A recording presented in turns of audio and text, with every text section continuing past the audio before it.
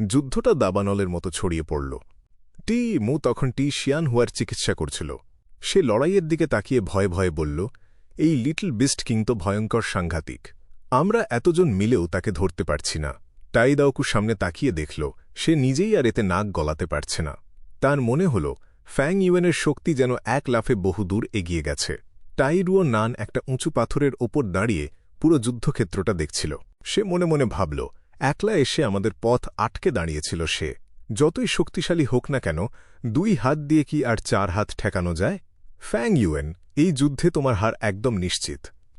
বা শিউ আর বাকি 5 জন ফ্যাং ইউয়েনকে গোল হয়ে ঘিরে রেখেছিল। তাদের ঘিরে আবার সবুজ বেতের তৈরি সৈন্যদল এক শক্ত ফাঁদ বানিয়ে ফেলল। কিছু বেতের সৈন্য নিজেদের মধ্যে জোড়া লেগে র্যাঙ্ক 4-এর গ্রাসসোর্ড এলিট সোলজার তৈরি করছিল। শিয়ান হুয়া উঠে দাঁড়িয়ে ফ্যাং ইউয়েনের মনোবল ভেঙে দেওয়ার জন্য চিৎকার করে উঠল। সে বলল, সব শেষ হয়ে গেছে। ভালোয় ভালোয় ধরা দাও, হয়তো বাঁচার একটা পথ পেতেও পারো। মু পাশ থেকে শিয়ান হুয়ার সাথে সুর মিলিয়ে বলল, ডানা গজালেও এখন তোমার পালানোর কোনো পথ নেই। অতিরিক্ত অহংকারের এটাই শাস্তি। ফ্যাং ইউয়েন হঠাৎ জোর খাটিয়ে বা শিউকে পেছনে ঠেলে দিল। তার মুখে একটা ঠান্ডা ব্যঙ্গাত্মক হাসি ফুটে উঠল। সে বলল, তাই নাকি? ডানা গজালেও পালাতে পারব না? একটু চেষ্টা করে দেখি তবে। হঠাৎ এক তীব্র যন্ত্রণা হল, আর ফ্যাং ইউয়েনের পিঠ ফুঁড়ে বেরিয়ে এলো কুচকুচে কালো রঙের একজোড়া বোন উইংসগু। ডানাগুলোর গায়ে ধাতব এক অদ্ভুত চকচকে ভাব ছিল। টাই ক্ল্যানের সবাই চোখ বড় বড় করে তাকিয়ে রইল। ডানা ঝাপটে ফ্যাং ইউয়েন হালকা হয়ে মাটি ছেড়ে আকাশের দিকে ভেসে উঠল। এটি মু নিজের কথা এভাবে সত্যি হয়ে যাবে ভেবে স্তব্ধ হয়ে গেল। শিয়ান হুয়া অবাক হয়ে তাকিয়ে রইল। সে ভাবল, কোনো খবর তো ছিল না যে তার কাছে উড়ন্ত জিইউ আছে। এটা নিশ্চিত র্যাঙ্ক 4-এর একটা জিইউ। সে এটা কোথায় পেল? টাইদাওকু মুহূর্তেই পুরো ব্যাপারটা বুঝতে পারল। উড়ন্ত জিইউ খুব বিরল আর দামি হওয়ায় খুব কম জিইউ মাস্টারদের কাছে তা থাকে। ফ্যাং ইউয়েন উঠতে পারে বলেই একা তাদের পথ আটকাতে সাহস পেয়েছিল। টাইরুও নানের মুখটা ছাইয়ের মতো ফ্যাকাশে হয়ে গেল। আকাশের শত্রুর বিরুদ্ধে তার তৈরি করা বেতের সৈন্যগুলো একদম অকেজো হয়ে পড়ল। তার সাজানো ফাঁদটা মুহূর্তেই ভেঙে চুরমার হয়ে গেল। হঠাৎ বা শিউ রেগে গর্জন করে উঠল। এই র্যাঙ্ক 4 আপার স্টেজ শক্তিসাধক তার অভিজ্ঞ চোখ দিয়ে ফ্যাং ইউয়েনের একটা দুর্বলতা খুঁজে বের করল। সে সবাইকে উদ্দেশ্য করে চেঁচিয়ে বলল, ভয় পাচ্ছ কেন? উড়ন্ত জিইউ চালানো কি এতই সহজ?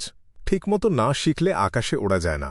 মহান রেঞ্জুর ছেলে ভার্ডেন্ট গ্রেট সান পর্যন্ত উড়তে গিয়েই মারা গিয়েছিল, আর এ তো সেদিন মাত্র ডানা পেয়েছে। বা শিউয়ের কথায় সবার মনে আবার সাহস ফিরে এলো। সবাই ভাবল, উড়তে অনেক সাধনা লাগে, চাইলেই সঙ্গে সঙ্গে পারা যায় না। বা শিউ পাশে থাকায় সবাই আশ্বস্ত বোধ করল। বা শিউ ফ্যাং ইউয়েনকে লক্ষ্য করে বলল, দূর থেকে আঘাত করার মতো পথ আমার নেই, কিন্তু তোমরা ওকে নামিয়ে আনো। তুমি মাটিতে থাকলে তাও কিছুক্ষণ টিকতে পারতে, আকাশে উঠে নিজেই নিজের ফাঁদে পড়েছ। ফ্যাং ইউয়েন শান্তভাবে হাসল। তার চোখে যেন একরাশ করুণা ফুটে উঠল। সে নিচু গলায় বলল, তোমরা সত্যি তাই ভাবছ? আওকাই আক্রমণ করার জন্য হাত বাড়াতেই থমকে গেল। আগের লড়াইয়ে ফ্যাং ইউয়েন গা বাঁচায়নি বলে সে অতিরিক্ত গোল্ডেন নিডল মস্কিটোস ব্যবহার করে ফেলেছিল, যার কারণে তার সব পোকা শেষ হয়ে গিয়েছিল। আরেকজন টাই ক্ল্যানের সদস্য চিৎকার করে উঠল, সর্বনাশ, আমার স্টার অ্যারো গু তো আগেই ধ্বংস হয়ে গেছে। অন্যজন বলল, আমার কাছে আর মাত্র 2টা ফ্লাওয়ার রেইন গু বাকি আছে। বা শিউয়ের বুকটা কেঁপে উঠল। সে বুঝতে পারল ফ্যাং ইউয়েন আগে থেকেই সব পরিকল্পনা সাজিয়ে রেখেছিল। টাইদাওকু এগিয়ে এসে বলল, কোনো চিন্তা নেই, আমার কাছে ব্লেড কি গু আছে, আমি দূর থেকেই আক্রমণ করতে পারব। আরেকজন বলল, আমার কাছে স্নোবল গু আছে, ওকে এর ফল ভোগ করতেই হবে। টাইদাওকু এক ঝলক ধারালো বাতাসের ফলা ছুঁড়ে মারল। সেটা শোঁসো শব্দে ফ্যাং ইউয়েনের দিকে ছুটে গেল, কিন্তু ফ্যাং ইউয়েন ডানা একটু নেড়েই তা এড়িয়ে গেল। 3টা বরফের গোলা তার পথ আটকাতে এলে সে বাঁ ডানাটা ভাঁজ করে এক চমৎকার চক্কর কেটে বেরিয়ে গেল। বা শিউ এই দৃশ্য দেখে আঁতকে উঠল। তার মনে এক অজানা ভয় চেপে বসল। এত সহজে সে আঘাত এড়িয়ে গেল, এটা কি শুধুই ভাগ্য? একটু পরেই সবাই হতবাক হয়ে দেখল ফ্যাং ইউয়েন একের পর এক আক্রমণ খেলনার মতো এড়িয়ে যাচ্ছে। তার ওড়ার দক্ষতা দেখে মনে হচ্ছিল সে যেন বহু বছরের অভিজ্ঞ এক ওস্তাদ। আক্রমণ করতে করতে সবার প্রাইমিভাল এসেন্স ফুরিয়ে আসতে লাগল। টাইদাওকু হাঁপাতে হাঁপাতে বলল, আমার শক্তি শেষ হয়ে আসছে, ব্লেড কি গু চালাতে অনেক জোর লাগে। টাইরুও নান গম্ভীর গলায় সতর্ক করে বলল, লিটল বিস্ট কিং, তোমার দক্ষতা সত্যিই প্রশংসনীয়। আজ আমরা তোমাকে চলে যেতে দিচ্ছি, কিন্তু পরের বার দেখা হলে রক্ষা পাবে না। ফ্যাং ইউয়েন কথাটা শুনে এমনভাবে হেসে উঠল যেন সে দুনিয়ার সেরা কৌতুক শুনল। বা শিউয়ের ভেতরের ভয়ের অনুভূতিটা তখন আরও তীব্র হয়ে উঠল। ফ্যাং ইউয়েন অট্টহাসি দিয়ে বলল, আমি পালাবো কেন? আসল যুদ্ধ তো সবেমাত্র শুরু হল। এই বলেই সে অল আউট এফোর্ট গু আর স্ট্রেংথ কি গিউ একসাথে জাগিয়ে তুলল। সবুজ ষাঁড়, ঘোড়া, পাথুরে কচ্ছপ, সাদা হাতি আর কালো অজগর, 5টা বুনো জানোয়ারের ছায়ামূর্তি আকাশে একদম রক্তমাংসের মতো জীবন্ত হয়ে আছড়ে পড়ল। চারপাশের মাটি কেঁপে উঠল, পাথর ভাঙল আর ধুলোয় আকাশ ঢেকে গেল। টি বা শিউ রেগে গর্জন করে তার বিশাল মুষ্টি দিয়ে দূর থেকেই ঘুষি ছুড়ল। বাতাসের সীমানা ভেঙে এক তীব্র বিস্ফোরণের শব্দ হল, কিন্তু ফ্যাং ইউয়েন একটু উপরে উঠে সেই ভয়ঙ্কর আক্রমণকেও ফাঁকি দিল। ফ্যাং ইউয়েনের ওড়ার কায়দা দেখে সবাই চমকে উঠল। কখনো সে প্রজাপতির মতো হেলেদুলে উঠছিল, কখনো বা শিকারি বাজের মতো সোজা আকাশে উঠে যাচ্ছিল, কখনো মাছরাঙার মতো বাঁক নিচ্ছিল, আবার কখনো ফড়িংয়ের মতো এক জায়গায় স্থির হয়ে সুযোগ খুঁজছিল। অধিকাংশ আক্রমণই তাকে ছুঁতে পারল না। একটা আঘাত গায়ে লাগলেও গোল্ডেন শিল্ড গুয়ের সোনালি আলো তা আটকে দিল। টাই ক্ল্যানের একজন অবিশ্বাসের সুরে বলে উঠল, এ অসম্ভব। তার ওড়ার ক্ষমতা সাদার্ন বর্ডারের নামকরা ল্যান মেইহে, হং, ফেইইউ কিংবা ফেইইউ ওয়াংয়ের চেয়ে কোনো অংশে কম নয়। টাই রুও নানের মুখ অন্ধকার হয়ে গেল। তার তৈরি করা বেতের সৈন্যগুলো তখন একদম অসহায় হয়ে নিচে মার খাচ্ছিল। হঠাৎ আকাশ থেকে সুযোগ বুঝে ফ্যাং ইউয়েন বাজের মতো নিচে ঝাঁপিয়ে পড়ল। সে চিৎকার করে উঠল, মর! সবাই চেঁচিয়ে উঠল, টিমু, সাবধান, পালাও! টিমু ভয়ে চোখ তুলে তাকাল। সূর্যের তীব্র আলোয় সে শুধু একটা কালো ছায়াকে নেমে আসতে দেখল। পরক্ষণেই ফ্যাং ইউয়েনের দুটো হাত শক্ত করে টিমুর 2 কাঁধ চেপে ধরল।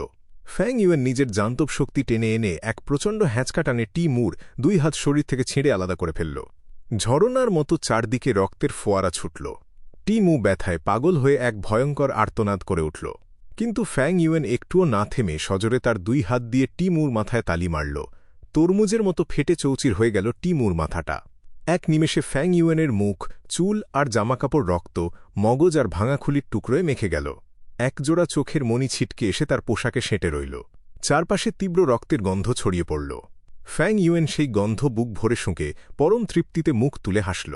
সে মাথা উঁচিয়ে আনন্দের সাথে বলে উঠল, মৃত্যু! আহা, কি মিষ্টি এর সুবাস! রক্তের মাঝে ফুটুক জীবনের ফুল। টিমুর এমন বিভৎস মৃত্যু দেখে টাই ক্ল্যানের সবার চোখ ক্রোধের আগুনে জ্বলে উঠল।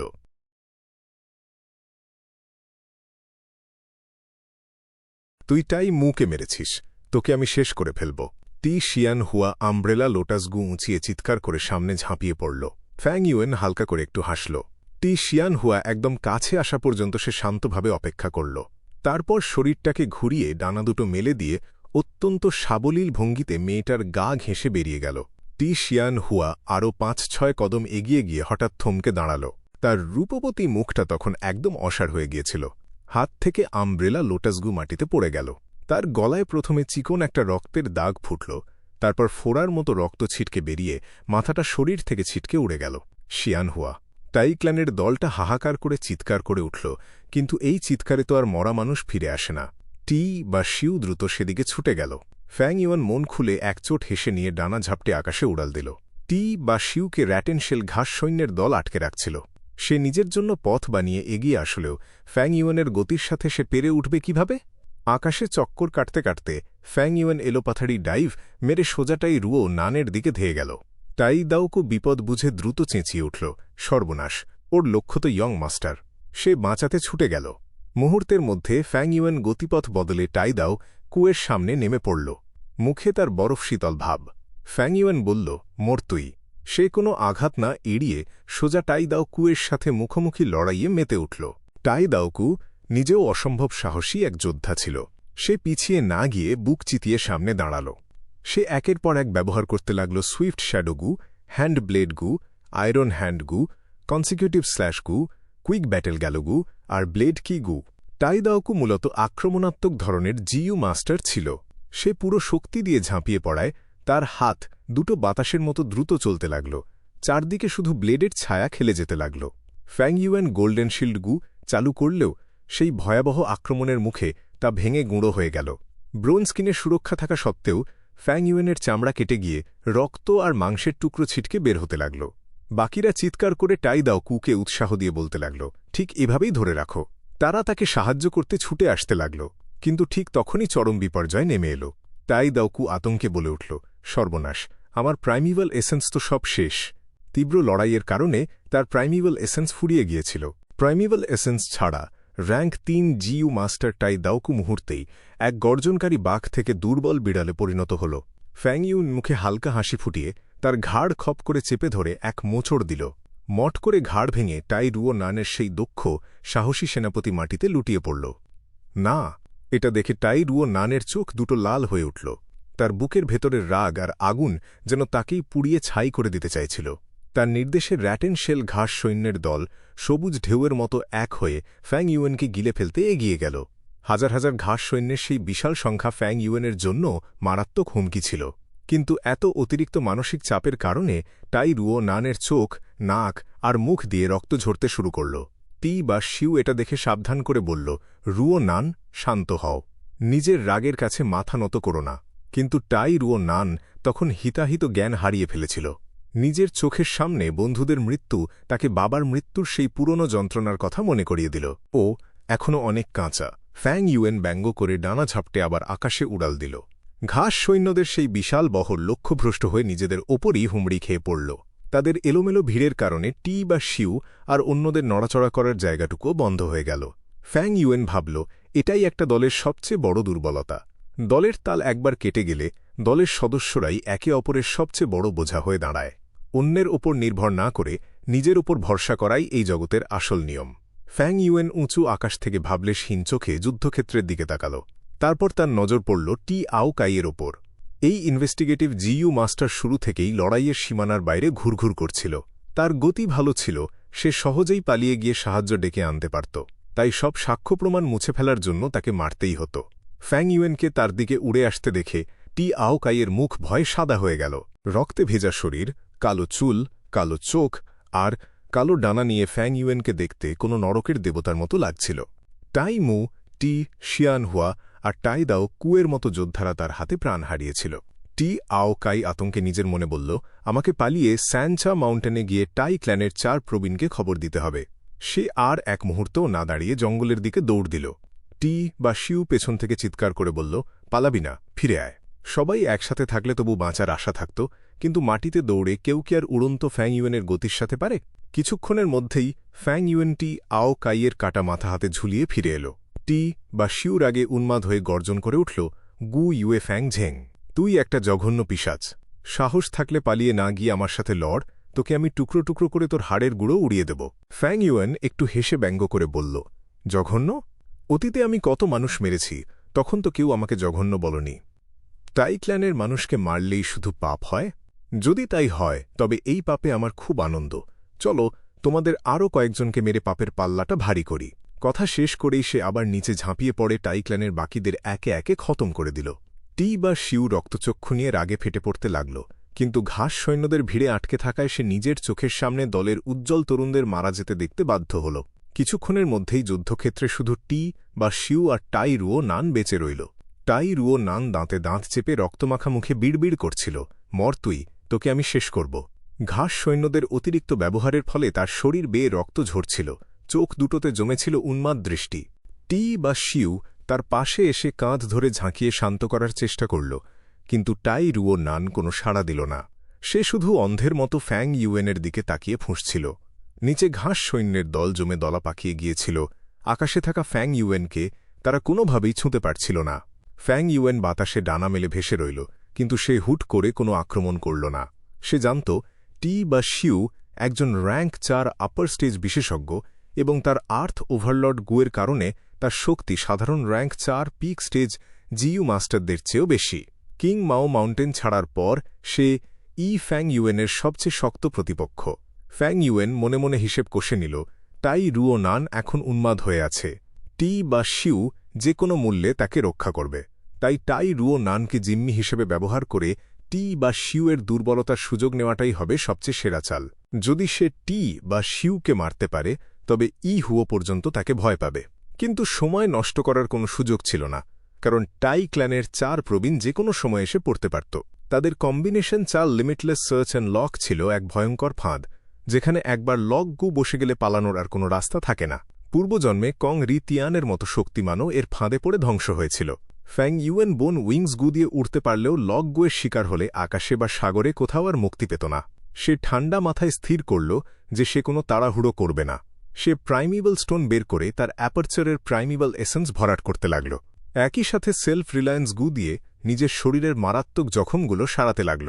টি বা শিউ এটা দেখে মনে মনে চরম হতাশ হয়ে পড়ল। সে ভাবল, ফ্যাং ইউয়েন বয়সের তুলনায় কি অবিশ্বাস্য রকম ঠান্ডা মাথার এবং ধূর্ত এক শয়তান।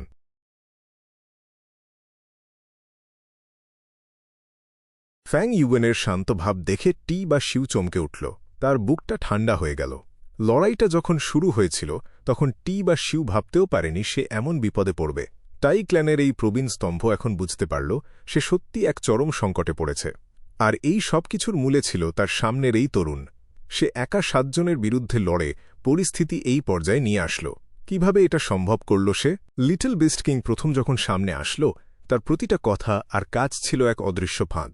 তার ওপর সে উড়তে পারে এবং তার ওড়ার দক্ষতা অবিশ্বাস্য। ওড়ার ক্ষমতার কারণে পুরো নিয়ন্ত্রণ তার হাতে চলে গেল আর একতরফা হত্যাকাণ্ড শুরু হল। টি বা শিউ পেছনের ঘটনা মনে করতেই শিউরে উঠল। এই বয়সে এমন নিখুঁত চক্রান্ত করার ক্ষমতা সত্যিই দানবীয়। সে যদি রাইটশাস পাথে থাকত তবে এক উজ্জ্বল নক্ষত্র হতে পারত। কিন্তু সে বেছে নিল ডেমনিক পাথ, যা পৃথিবীর মানুষের জন্য এক মহাবিপদ। টি বা শিউ স্পষ্ট বুঝতে পারল একদিন এই তরুণ পুরো সাধারণ বর্ডারের জন্য এক মহাবিপর্যয় ডেকে আনবে। তখন রক্তের নদী বইবে আর হাজারো মানুষ তার শিকারে পরিণত হবে। এখন পরিস্থিতি খুব খারাপ। টাই রুও নান লড়াই করতে পারছে না, আর টি বা শিউ নিজেও দূরপাল্লার আক্রমণে দুর্বল। লিটল বিস্ট কিং আকাশে ভেসে নিজের ইচ্ছামতো হামলা চালাচ্ছে। তাই স্যানচা মাউন্টেনে গিয়ে টাই ক্ল্যানের 4 প্রবীণের সাথে যোগ দেওয়া ছাড়া কোনো উপায় নেই। টি বা শিউ অভিজ্ঞ মানুষ, অহংকারে তার মাথা নষ্ট হয়নি। আর্থ ওভারলর্ড গুয়ের শক্তিতে তার টাইরেন্ট স্ট্রেংথ গু আরও শক্তিশালী হচ্ছিল। তবুও সে জানত এখানে লড়াই চালিয়ে যাওয়া মানে স্রেফ মৃত্যুকে ডেকে আনা। একজন জুনিয়রের কাছে পিছু হটলে মান সম্মান যাবে ঠিকই, কিন্তু বেঁচে থাকাটা তার চেয়ে জরুরি। তাছাড়া সে মনে মনে ভাবল, বড় ভাই টাই শুয়েলেং, আমি তোমার সন্তানকে মরতে দিতে পারি না। এটা ভেবেই সে সিদ্ধান্ত নিল এবং টাই রুও নানকে টেনে নিয়ে ছুটতে শুরু করল। ফ্যাং ইউয়েনের চোখ এক পলকে তীক্ষ্ণ হয়ে উঠল। সে বলল, পালিয়ে যাচ্ছে। পিছু হটা সত্যি টি বা শিউয়ের জন্য সঠিক সিদ্ধান্ত ছিল। স্যানচা মাউন্টেন কাছেই, আর টাই ক্ল্যানের 4 প্রবীণ চলে আসলে ফ্যাং ইউয়েনকেই তখন পিছু হটতে হতো। ফ্যাং ইউয়েন কোনোভাবেই এমন সুযোগ দিতে চাইল না। সে চিৎকার করে বলল, মারো। সে হাত তুলল এবং অল আউট এফার্ট জিইউ ও স্ট্রেংথ কি গিউ সক্রিয় করল। একের পর এক পশুর ছায়া বাস্তবে রূপ নিয়ে মাটিতে নেমে পথ আটকে দিল। কিন্তু টি বা শিউ শক্তিশালী ছিল। তার প্রতিটি ঘুষি আর লাথি বাতাসের মতো গর্জে উঠে সেই পশুর ছায়াগুলোকে উড়িয়ে দিতে লাগল। তখন ফ্যাং ইউয়েন হঠাৎ আক্রমণের দিক বদলে সব পশুর ছায়াকে টাই রুও নানের দিকে ছুড়ে দিল। টি বা শিউ গালাগালি দিয়ে উঠল, জঘন্য শয়তান। সে দ্রুত সরে গিয়ে টাই রুও নানকে রক্ষা করতে গেল। ফ্যাং ইউয়েন এটা দেখে অট্টহাসি দিয়ে উঠল। টি বা শিউ যদি টাই রুও নানকে ফেলে পালাত তবে তাকে আটকানো যেত না, কিন্তু সে মেয়েটিকে বাঁচাতে গিয়ে নিজেই ফাঁদে পড়ল। টি বা শিউ ছিল আক্রমণাত্মক জিইউ মাস্টার, প্রতিরক্ষায় সে পারদর্শী ছিল না। টাই রুও নানকে বাঁচাতে গিয়ে সে নিজের হাত পা বেঁধে ফেলল। একজন পালাচ্ছিল আর অন্যজন তাড়া করছিল। পরিস্থিতি এক চরম অচলাবস্থায় রূপ নিল। টি বা শিউ যতই চিৎকার করুক, ফ্যাং ইউয়েন আকাশে ভেসে শুধু দূর থেকে পশুর ছায়া ছুড়ে দিল। টি বা শিউ পাল্টা আঘাত করতে না পেরে শুধু মার খেয়ে চলল। মেয়েটিকে বাঁচাতে গিয়ে তার গায়ে একের পর এক চোট লাগল। টি বা শিউ হতাশ হয়ে মনে মনে ভাবল, সে তো মাত্র র্যাঙ্ক 4 মিডল স্টেজ, তার এত প্রাইমিবল এসেন্স কোথা থেকে আসছে? সে জানত না যে ফ্যাং ইউয়েনের কাছে লিকার ওয়ার্ম ছাড়াও হেভেনলি এসেন্স ট্রেজার লোটাস ছিল। প্রাইমিবল এসেন্সের দিক থেকে সে সহজেই র্যাঙ্ক 4 আপার স্টেজের সমকক্ষ হতে পারত। ফ্যাং ইউয়েন অবিরাম আক্রমণ চালিয়ে গেল। একটা পশুর ছায়া ধ্বংস হতেই সে আর একটা পাঠিয়ে দিল। বিশেষ করে থান্ডারবোল্ট ফ্যান্টম আর রক ক্রোকোডাইল ফ্যান্টম টাই রুও নানের ওপর মারাত্মক হুমকি তৈরি করল। টি বা শিউ ক্রমশ ক্লান্ত হয়ে পড়ল আর তার শক্তি ফুরিয়ে আসতে লাগল। সে ছুটতে ছুটতে প্রায় স্যানচা মাউন্টেনের কাছে চলে আসল, তবুও 4 প্রবীণের কোনো দেখা মিলল না। তাদের বেছে নেওয়া গোপন পথ আর 2 দিন আগে রওনা হওয়ার ঘটনাই এখন তার জন্য বাধা হয়ে দাঁড়াল। টি বা শিউয়ের শরীরের ছোটখাটো চোটগুলো এখন গভীর ক্ষতে রূপ নিল। পশুর ছায়াগুলোর আঘাত তাকে মাটিতে আটকে ফেলতে লাগল। টাই রুও নান হাত পা ছোড়াছুড়ি করায় সে তাকে অজ্ঞান করে এক হাতে তুলে নিয়ে ছুটল। টি বা শিউ কাঁপতে কাঁপতে ভাবল, পাহাড়ের তলদেশ কাছেই আর একটু টিকতে পারলেই হবে। তার চোখের সামনে সব ঝাপসা হয়ে আসছিল। ওপর থেকে ফ্যাং ইউয়েন দেখল আর মুখ কালো করে ভাবল, সে কি সত্যিই পালিয়ে যাবে? এই ভেবে সে আক্রমণের মাত্রা আরও বাড়িয়ে দিল। স্যানচা মাউন্টেন কাছে হওয়ায় আশপাশে অন্য জিইউ মাস্টাররা জড়ো হতে লাগল। একজন চিৎকার করে বলল, ওখানে লড়াই হচ্ছে, ওটা তো লিটল বেস্ট কিং। আরেকজন চোখ বড় বড় করে বলল, হায় ভগবান, আমি কি ভুল দেখছি? যাকে তাড়া করা হচ্ছে সে তো টাই ক্ল্যানের স্তম্ভ টি বা শিউ। লিটল বেস্ট কিং সত্যি আকাশ কাঁপিয়ে র্যাঙ্ক 4 আপার স্টেজের টি বা শিউকে তাড়া করছে। দৃশ্যটা দেখে উপস্থিত সব জিইউ মাস্টার স্তব্ধ হয়ে গেল। টি বা শিউকে ভেজা কুকুরের মতো পালাতে দেখে রাইটশাস পাথের লোকেদের কলিজা শুকিয়ে গেল। একটি অন্ধকার কোণ থেকে হু মেইয়ের বেগুনি আলোর দেয়ালের দিকে তাকিয়ে হাই তুলল। সে বলল, ভাই লি শিয়ান, লিটল বেস্ট কিং এখনও আসল না কেন? তোমার খবর কি সত্যি? সেই আয়রন ক্যাবিনেট গু দিয়ে তৈরি আলোর ব্যারিয়ারের ভেতরে বাই নিং বিং আটকে ছিল। টাই ক্ল্যানের 4 প্রবীণ তাকে ঘিরে রেখেছিল। লি শিয়ান বলল, খবরে কোনো ভুল নেই, আর একটু অপেক্ষা করো। তবে তার মনেও সন্দেহ জাগল, ফ্যাং ইউয়েন কি সত্যি বাই নিং বিংকে এভাবে ফেলে দিল? এমন সময় বাইরে শোরগোল শোনা গেল। হু মেইয়ের কৌতূহল নিয়ে মাথা ঘুরিয়ে তাকাতেই তার মুখ হা হয়ে গেল। যে মানুষটার জন্য তারা অপেক্ষা করছিল সে আকাশে ডানা মেলে বীর দর্পে উড়ে আসছে। কিন্তু সে কাকে তাড়া করছে? লি শিয়ান তোতলাতে তোতলাতে বলে উঠল, আরে ধুর, এ তো টি বা শিউ। টাই ক্ল্যানের বিখ্যাত যোদ্ধা পালিয়ে বেড়াচ্ছে। লিটল বিস্ট কিং ওদের সাহায্যকারী দলকেই পথ আটকে শেষ করে দিল। স্যানচা মাউন্টেনে কেবল ইহুও হয়তো টি বা শিউয়ের সাথে পাল্লা দিতে পারত, কিন্তু সেই মানুষটা আজ এত করুণভাবে ধাওয়া খাচ্ছে। চারপাশের মানুষজন নিজের চোখকে বিশ্বাস করতে পারছিল না। লি শিয়ান ভয়ে কাঁপতে কাঁপতে ভাবল, ভাগ্যিস আমি ওর বিরুদ্ধে যাইনি। ফ্যাং ইউয়েনকে সাধারণ নিয়মে মাপা যাবে না। হু মেই এর নিজের বুকের ওপর হাত রেখে শিউরে উঠে বলল, এত কম সময় সে র্যাঙ্ক 4 মিডল স্টেজে উঠল, আবার উঠতেও পারে। টাই ক্ল্যানের 4 প্রবীণ পরিস্থিতি টের পেয়ে সাথে সাথে আয়রন ক্যাবিনেট গু সরিয়ে নিল। তারা আটকে থাকা বাইনিং বিংয়ের কথা ভুলে গিয়ে দ্রুত উদ্ধারের জন্য ছুটল। তারা চিৎকার করে বলল, ডেমনিক পাথের বদমাইশ, ওকে বাঁচাও। কিন্তু তারা এক ধাপ দেরি করে ফেলল। টি বা শিউ বুঝল সে আর পারল না। তার শরীর ক্ষতবিক্ষত হয়ে অসাড় হয়ে গিয়েছিল। পুরো রাস্তায় সে টাই রুও নানকে একটি আঘাতও লাগতে দেয়নি। তার আক্ষেপ রয়ে গেল, লিটল বিস্ট কিং যদি নিচে নেমে হাতাহাতি করত তবে সে তার গোপন চাল দিয়ে তাকে মেরে ফেলতে পারত। কিন্তু ফ্যাং ইউয়েন সতর্কভাবে শুধু আকাশ থেকেই আঘাত করে গেল। 4 প্রবীণ চিৎকার করে ছুটে আসল, বা শিউ, ধরে রাখো, আমরা আসছি। ফ্যাং ইউয়েন মাথা পেছনে হেলিয়ে এক বিকট হাসি দিল। সে বলল, হা হা হা, আর মাত্র 1 কদম বাকি ছিল, কিন্তু তুমি ব্যর্থ হলে। একটি রক ক্রোকোডাইল ফ্যান্টম বিকট শব্দে আছড়ে পড়ে টি বা শিউকে মাটিতে ফেলে দিল। 4 প্রবীণ খুব কাছে চলে আসলেও সেই দূরত্বটুকু আর পার হতে পারল না। ফ্যাং ইউয়েন ঠান্ডা মুখে আঙুল তুলে শেষ আঘাত হানল, বলল, সব শেষ। টি বা শিউ শেষ শক্তি জড়ো করে তার হাত রাখল টাই রুও নানের পিঠে। সে অস্ফুট স্বরে বলল, আয়রন ক্যাবিনেট গু। মুহূর্তের মধ্যে একটি 4 কোণা লোহার দেয়াল তৈরি হয়ে মেয়েটিকে শক্তভাবে ঢেকে ফেলল। পশুর ছায়াগুলো নেমে এসে টি বা শিউকে টুকরো টুকরো করে ফেলল। কিন্তু লোহার সিন্দুকের ভেতরে টাই রুও নান সম্পূর্ণ অক্ষত রইল। শেষ মুহূর্তে টি বা শিউ নিজের বাঁচার শেষ সুযোগটাও মেয়েটিকে দিয়ে গেল। টাই ক্ল্যানের 4 প্রবীণ ঘটনাস্থলে পৌঁছে কান্নায় ও রাগে চিৎকার করে উঠল, বা শিউ। তারা ফ্যাং ইউয়েনের দিকে হিংস্র চোখে তাকাল। একজন গর্জে বলল, লিটল বিস্ট কিং, তুমি না মরা পর্যন্ত টাই ক্ল্যান থামবে না। ফ্যাং ইউয়েন এক নিষ্ঠুর হাসি দিল। তার চোখের হিংস্র চাহনি দেখে সবাই ভয় পেয়ে দৃষ্টি সরিয়ে নিল। সে ঠান্ডা গলায় বলল, তাই নাকি?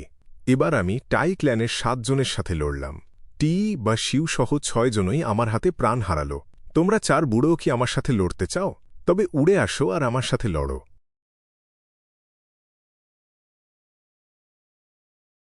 খোদা, লিটল বিস্ট কিং একা 7 জনের সাথে লড়েও জিতে গেল। এমনকি বর্তমান যুগের অধিপতি নিজেও প্রাণ হারাল। ও এই প্রজন্মের ডেমনিক পাথের 1 নম্বর উদীয়মান নক্ষত্র। ভিড়ের মধ্যে তুমুল হইচই শুরু হল। সবাই নিজেদের মধ্যে ফিসফিস করে কথা বলতে লাগল। টি ক্ল্যানের 4 জন বুড়ো তাদের তেজ প্রকাশ করে একের পর এক আক্রমণ করতে লাগল। কিন্তু ফ্যাং ইউয়েন ডানা ঝাপটে খুব হালকাভাবে সেগুলো এড়িয়ে গেল। তার এমন চটপটে ভাব দেখে ভিড়ের সবাই হাঁ হয়ে গেল। বুড়োগুলো, আমাকে আটকে রাখার শোধ আমি এখনও তোমাদের সাথে মেটাইনি। বাই নিং বিং শক্ত মুখে ধীরে ধীরে এগিয়ে এলো। সে ফ্যাং ইউয়েনের দিকে এক পলক তাকাল। তার চাহনিতে এক অদ্ভুত অনুভূতি লুকিয়েছিল। যে কদিন সে আটকে ছিল, ফ্যাং ইউয়েনের মধ্যেই কতটা শক্তিশালী হয়ে উঠেছে। শুধু যে তার কাল্টিভেশন মিডল স্টেজে পৌঁছেছে তা নয়, সে উড়াল দেওয়ার এমন দক্ষ কৌশলও রপ্ত করে ফেলেছে। তার নিয়ন্ত্রণ দেখে বোঝা যাচ্ছিল সাদার্ন বর্ডারে এখন আরও একজন উড়ার ওস্তাদ যোগ হল। কিন্তু সে এত কিছু কিভাবে করে ফেলল? বাই নিং বিং নিজেও একবার ওড়ার দক্ষতা অর্জনের কথা ভেবেছিল। কিন্তু ওড়ার ব্যাপারটা বড় ঝামেলার, এতে প্রচুর অনুশীলনের দরকার হয় এবং দীর্ঘ সময় ধরে খাটতে হয়। এত শক্তি খরচ করার পরেও অল্প সময়ে কোনো ভালো ফল পাওয়া যায় না, তাই বাই নিং বিং আর ওটা নিয়ে এগোয়নি। সে কখনোই ভাবেনি ফ্যাং ইউয়েন কোনো পূর্বাভাস ছাড়াই এভাবে ওড়ার দক্ষতায় সবাইকে ছাড়িয়ে যাবে। সাধারণ নিয়মে এমনটা হওয়ার কথাই না। ও কি থ্রি কিংস ইনহেরিটেন্সে গিয়ে কোনো গোপন সুযোগ পেয়েছিল? বাই নিং বিং স্বাভাবিকভাবেই কথাটা ভাবল। আসলে ফ্যাং ইউয়েনের কোনো ব্যাখ্যার দরকার ছিল না, অনেকেই তার এই দক্ষতা দেখে থ্রি কিংস ইনহেরিটেন্সের কথাই ভাববে। টি ক্ল্যানের 4 বুড়ো আয়রন ক্যাবিনেট গু সরিয়ে নিতেই বাই নিং বিং ছাড়া পেয়ে গেল। এখন ফ্যাং আর বাই একসাথে হওয়ায় পরিস্থিতি খুব ভয়ঙ্কর রূপ নিল। 4 বুড়ো সতর্ক হয়ে গেল। তারা টাই রুও নান এর আয়রন ক্যাবিনেট গুকে মাঝখানে রেখে শক্ত পাহারা বসালো যেন ফ্যাং ইউয়েন আর বাই নিং বিং আক্রমণ করতে না পারে। আয়রন ক্যাবিনেট গুয়ের দিকে তাকিয়ে ফ্যাং ইউয়েন একটু আফসোস করল। টি বা শিউ পিছু হটার শেষ মুহূর্তে হেরে গিয়েছিল, আর ফ্যাং ইউয়েনও পিছু তাড়া করার শেষ মুহূর্তে এসে আটকে গেল, কারণ সে টাই রুও নানের জীবন কেড়ে নিতে পারল না। মেয়েটা যে সামনে একটা বড় হুমকি হবে তাতে কোনো সন্দেহ নেই, তবে টাই রুও নান না থাকলে আমি এত সহজে টি বা শিউকে মারতে পারতাম না। এই অবস্থায় আর বেশি দূর যাওয়া যাবে না। ফ্যাং ইউয়েন বাইরে খুনের নেশা আরও বাড়িয়ে দেখাল, কিন্তু মনে মনে তার লড়াই করার ইচ্ছে কমে আসছিল। সে টানা কঠিন লড়াই চালিয়েছিল, ফলে তার অ্যাপারচারে প্রাইমিভাল এসেন্স ফুরিয়ে আসছিল। অথচ টি ক্ল্যানের 4 বুড়ো একদম তরতাজা ছিল। তাছাড়া চারপাশে অনেক দর্শক ছিল। অন্ধকারে ওঁত পেতে থাকা নেকড়ের মতো অনেকেই সুযোগ বুঝে ফায়দা লোটার ধান্দায় ছিল। এমনকি লি শিয়ান নিজেও এমন ফন্দি আঁটছিল। অন্যদের তো কথাই নেই। এখনই থামার সঠিক সময়। ফ্যাং ইউয়েন মনে মনে একটা দীর্ঘশ্বাস ফেলল। তারপর চড়া গলায় চেঁচিয়ে বলল, টি ক্ল্যানের 4 বুড়ো, আমার সঙ্গী তোমাদের একজনকে মেরেছিল বলে তোমরা তাকে এতদিন আটকে রেখেছিলে। আমি তোমাদের 6 জনকে মেরেছি, আমাকে আর কতক্ষণ আটকে রাখবে? এমন স্পষ্ট উস্কানি শুনে টি ক্ল্যানের 4 বুড়োর চোখ রাগে নাচতে লাগল। লিটল বিস্ট কিং, সীমা ছাড়িয়ে যেও না। তুমি আমাদের ক্ল্যানের মানুষদের মেরেছ, এল্ডার বা শিউকে খতম করেছ, আর আমাদের ইয়ং মাস্টারের পেছনে তাড়া করেছ। তুমি এখন আমাদের টি ক্ল্যানের রক্তশত্রু। আমি শপথ করছি, জীবনের শেষ দিন পর্যন্ত যে কোনো মূল্য দিয়ে হলেও তোমাকে ধরে ডিমন সাপ্রেশন টাওয়ারে বন্দী করব, সেখানে তোমাকে সীমাহীন যন্ত্রণা সহ্য করতে হবে। 4 বুড়োর দলপতির আগে গর্জে উঠল। মুখে সে যাই বলুক, বাস্তবে কিন্তু কোনো ভুল চাল দেওয়ার সাহস তার ছিল না। লিটল বিস্ট কিং যে শক্তি দেখিয়েছে তা তাকে ভেতরে ভেতরে কাঁপিয়ে দিয়েছিল। তার ওপর আবার সাথে আছে বাই নিং বিং। হা হা হা, বেশ তো, তাহলে আমিও এখন থেকে টি ক্ল্যানকে আমার শত্রু হিসেবেই দেখব। আজ থেকে টি ক্ল্যানের যে কাউকেই সামনে পাব, একটা দেখলে একটাই খতম করব, দুটো দেখলে দুটোকেই মারব। ফ্যাং ইউয়েন অট্টহাসি দিয়ে উঠল, তারপর ডানা মেলে আকাশে উড়াল দিল। কুভিসন্ধি নিয়ে দাঁড়িয়ে থাকা বহু গু মাস্টারের হতাশ চোখের সামনে সে নিজের ইচ্ছেতেই চলে গেল। বাই নিং বিংও তার পিছু পিছু সেই জায়গা ছেড়ে চলে গেল। এই লড়াইয়ের খবর মুহূর্তের মধ্যে বিদ্যুতের গতিতে পুরো স্যানচা মাউন্টেনে ছড়িয়ে পড়ল।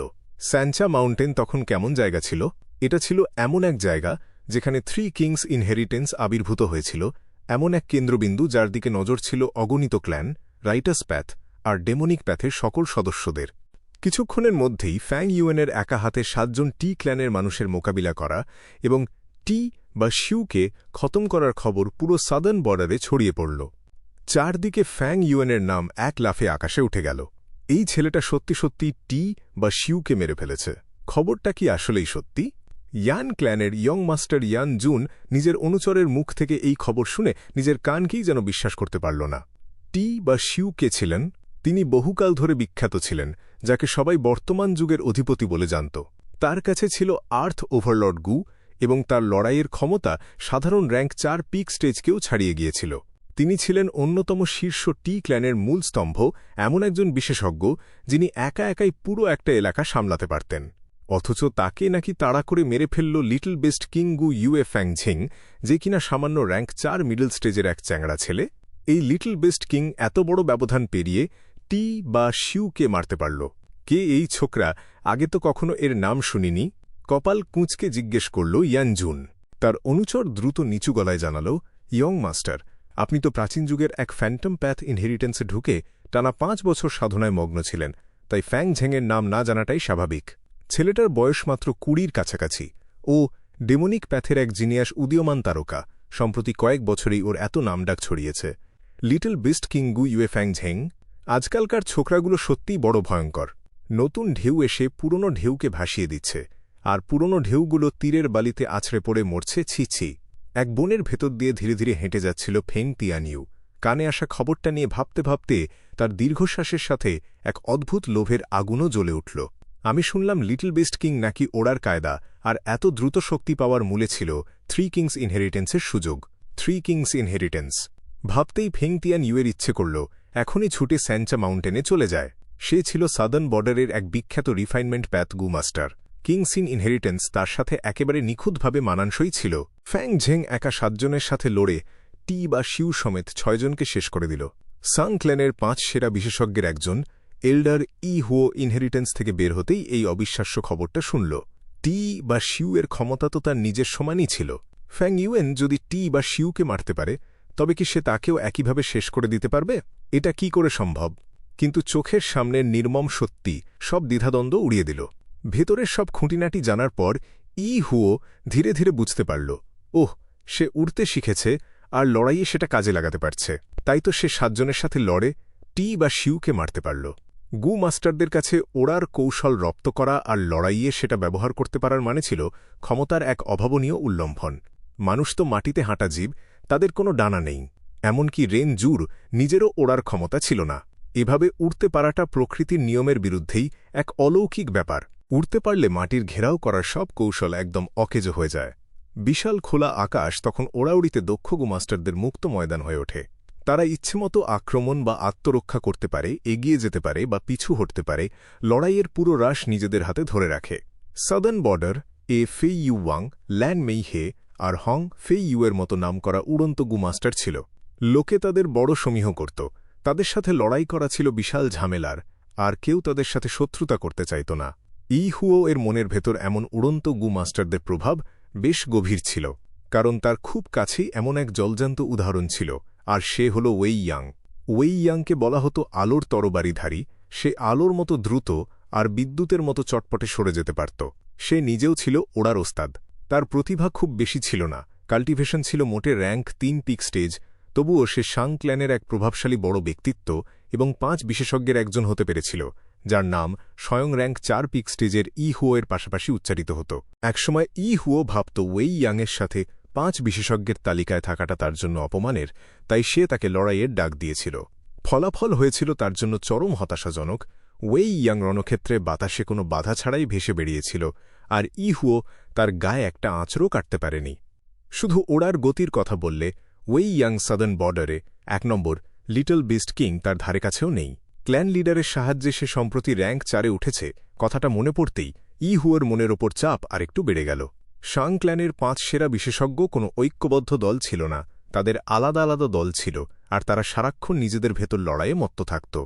ই হুও স্যাঞ্চা মাউন্টেনে আসার আদেশ পেয়েছিল বড় কিছু অর্জন করে সাং ক্ল্যানের রক্ত সম্পর্কের সদস্য হওয়ার জন্য, যেন সে জীবন্ত ধনভাণ্ডারের দরজার ভেতরের সম্পদ পেয়ে 1 লাফে র্যাঙ্ক 5 গু মাস্টার হতে পারে। ওড়ার দক্ষতার কারণে ফ্যাং ইউয়েনের শক্তি বহুগুণ বেড়ে গেছে। ওদিকে টি বা শিউ দূরপাল্লার লড়াইয়ে দুর্বল ছিল, আর টাই রুও নানকে বাঁচাতে গিয়ে মারা পড়েছে। আসল লড়াইয়ের শক্তিতে টি বা শিউ লিটল বিস্ট কিংয়ের চেয়ে এগিয়েছিল। আফসোস, আমি আর লিটল বিস্ট কিংকে নিজের দলে টানতে পারব না। ব্যাপারটা বুঝে ই হুও খুব আক্ষেপ করল। ফ্যাং ইউয়েন যে লড়াইয়ের জোর দেখিয়েছে তা হয়তো তার সমকক্ষ নয়, কিন্তু ওড়ার দক্ষতার কারণে ই হুও নিজেও তার কোনো ক্ষতি করতে পারবে না। জোর খাটিয়ে লিটল বিস্ট কিংকে দমিয়ে রাখা অসম্ভব। তাছাড়া ফ্যাং ইউয়েন তো সাং ক্ল্যানের পার্পল থর্ন সম্মানিত অতিথি, তার ওপর হাত দিলে নিজের সম্মানই নষ্ট হবে। এর বাইরে আরও এক বড় কারণ ছিল, আর তা হল টি ক্ল্যান। লিটল বিস্ট কিং এবার টি ক্ল্যানের বড় ক্ষতি করে চরম শত্রু বানিয়ে ফেলেছে। টি ক্ল্যানের ক্ষতি অনেক বেশি, আর তারা নিশ্চয়ই ওকে ছাড়বে না, সমঝোতার কোনো জায়গাই নেই। তাছাড়া ফ্যাং ইউয়েন সবার সামনে বুক ফুলিয়ে বলে গেছে টি ক্ল্যানের কাউকে দেখলেই সে মারবে। ই হুও যদি সত্যিই ওকে দলে টানে তবে তা হবে টি ক্ল্যানের সাথে শত্রুতা করার সমান। টি ক্ল্যানও সাং ক্ল্যানের মতোই শীর্ষস্থানীয় ক্ল্যান এবং রাইটাস প্যাথের বড় স্তম্ভ। তখন ই হুওকে টি ক্ল্যান এবং সাং ক্ল্যানের উঁচু মহলের দ্বিমুখী চাপ সামলাতে হতো। লিটল বিস্ট কিং নিশ্চিতভাবেই 3 কিংস ইনহেরিটেন্সের কোনো গোপন রহস্য জেনে গেছে, নয়তো সে হঠাৎ এত দারুণ ওড়ার কৌশল কোথায় পেল? নিজের আসনে বসে চোখ সরু করে ভাবছিল লিশিয়ান, তার চোখে তীক্ষ্ণ আলো ঝলসে উঠছিল। ফ্যাং ইউয়েনের সব খবরই তার জানা ছিল, কিন্তু তার এভাবে আচমকা ওড়ার কৌশল রপ্ত করে ফেলা কোনো স্বাভাবিক সাধারণ বুদ্ধিতে ব্যাখ্যা করা যাচ্ছিল না। সে যদি সাং ক্ল্যান সিটিতে কঠোর সাধনা করেও থাকে তবুও বাতাসে একটাও খবর ছড়াবে না, তা কি হতে পারে? তাছাড়া সে তো সেখানে অল্প কয়েক বছর ছিল, এত শক্তিশালী ওড়ার উপায় বা কিভাবে পেল? তবে কি পাশে বসে থাকা হু মেই এর ও গভীর ভাবনায় পড়ল। Three kings inheritance. মাথার মধ্যে যেন বিদ্যুতের চমক খেলে গেল, আর লি শিয়ান মুখ ফসকে বলে উঠল। মুহূর্তের মধ্যেই সব মিলে গেল। সাংক্ল্যান সিটিতে থ্রি কিংস ইনহেরিটেন্সের খবর বেচে লিটল বিস্ট কিংয়ের বিশাল লাভ করা ইচ্ছে করে, বাইনিং বিংকে উদ্ধারে দেরি করে। বারবার থ্রি কিংস ইনহেরিটেন্সে ঢোকা, আর প্রতিবার সেখান থেকে এত বিপুল সম্পদ নিয়ে ফেরা, সব ঘটনা লি শিয়ান এর মাথায় এক পরিষ্কার সূত্র তৈরি করল। লিটল বিস্ট কিং নিশ্চিত থ্রি কিংস ইনহেরিটেন্সের কোনো বড় রহস্য ধরে ফেলেছে। ইনহেরিটেন্সের ভেতরের সময় বাইরের চেয়ে আলাদা চলে, ওটা যে এক গু ইমর্টাল আশীর্বাদ পুষ্টভূমি। নিশ্চয়ই থ্রি কিংস ইনহেরিটেন্সের কারণেই সে ওড়ার এই ক্ষমতা পেয়েছে। এটাই ঠিক, ফ্যাং ঝেং থ্রি কিংস ইনহেরিটেন্সের গোপন খবর জানে। হু মেই এর ও আসল কথা ধরতে পারল। ফ্যাং ইউয়েনকে মহাবিষ্ট করে নিজের বশে এনে শয্যাসঙ্গী বানানোর ইচ্ছেটা তার মনে আরও তীব্র হয়ে উঠল। ফ্যাং ইউয়েনের কাছে ছিল তার আগের জীবনের স্মৃতি, তাই থ্রি কিংস ইনহেরিটেন্সের সব রহস্য সে আগে থেকেই জানত। নিজেদের এই গোপন আলোচনায় লি শিয়ান আর হু মেই এর আন্দাজে ঢিল মেরেই সত্যিটা ধরে ফেলেছিল। সমস্যা হল, আমরা তো এটা জেনে গেলাম, কিন্তু এর থেকে আরও ফায়দা কিভাবে তোলা যায়? লিটল বিস্ট কিং এখন অনেক বেড়ে উঠেছে। টি বা শিউ পর্যন্ত তার হাতে খতম হল, ওর সাথে টক্কর দেওয়া আমাদের কাজ না। লি শিয়ান দ্রুত মাথায় বুদ্ধি খেলাতে লাগল। আমরা পারব না ঠিকই, তার মানে এই না যে অন্য কেউ পারবে না। মানুষদের তো উস্কে দেওয়া যায়, হি হি হি। হু মেইয়ের মিষ্টি করে খিলখিলিয়ে হেসে উঠল। তুমি কি বলতে চাইছ আমরা এই খবরটা সবার কাছে ফাঁস করে দেব? লি শিয়ান একটু ভেবেই নিজের উরুতে জোরে এক চাপড় মারল। দারুণ চাল, এটা এক্কেবারে মোক্ষম চাল।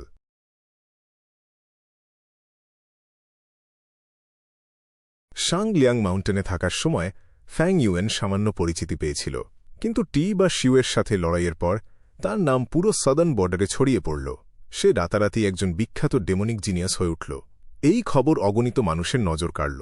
অনেকে বহু বছর ধরে নির্জন সাধনায় ছিল, আবার অনেকে ঘুরে বেড়ানো জিইউ মাস্টার ছিল। সে একই সাথে রাইটাস পথের নজর আর ডেমনিক পথের লোভের মুখে পড়ল। ফ্যাং ইউয়েন পুরোপুরি সবার চোখের সামনে চলে আসল। সেঞ্চুরি বয়ের মতো কিছু মানুষ সাময়িকভাবে পিছিয়ে গেল। আবার লি শিয়ান এবং হু মেই এর মতো কেউ কেউ আগুনে ঘি ঢালতে লাগল। অনেকের আবার যুদ্ধের নেশা চেপে বসল এবং তারা সরাসরি চ্যালেঞ্জ জানানোর ইচ্ছা প্রকাশ করল। চারদিকে বাতাস ভারী হয়ে উঠল। ফ্যাং ইউয়েনের দিকে ধেয়ে আসতে লাগল একের পর এক ঢেউ। স্যানচা মাউন্টেনের একটা গুহায় ফ্যাং ইউয়েন আর বাই নিংবিং পদ্মাসনে বসেছিল। ফ্যাং ইউয়েন তার দুই হাতের তালু বাই নিংবিংয়ের পিঠে রেখে প্রাইমিভাল এসেন্স পাঠাচ্ছিল। বাই নিংবিংয়ের অ্যাপারচারে ঝরনার মতো খাঁটি সোনালি প্রাইমিভাল এসেন্স ঝরে পড়ছিল, যা তার সমুদ্রে ঢেউ তুলল। সেই ঢেউগুলো প্রাইমিভাল সিতে তোলপাড় সৃষ্টি করে ক্রমাগত অ্যাপারচারের দেয়াল পরিষ্কার করতে লাগল। ফ্যাং ইউয়েন ছিল র্যাঙ্ক 4-এর মিডল স্টেজে এবং তার উজ্জ্বল সোনালি প্রাইমিভাল এসেন্স ছিল। লিকার ওয়ার্ম ব্যবহার করে সে এটাকে খাঁটি সোনালি শক্তিতে রূপান্তরিত করেছিল। এখন সে বোন ফ্লেশ ইউনিটি গুয়ের মাধ্যমে বাই নিংবিংয়ের অ্যাপারচারে সেই শক্তি ঢেলে দিয়ে তাকে পুষ্ট ও শক্তিশালী করতে সাহায্য করছিল।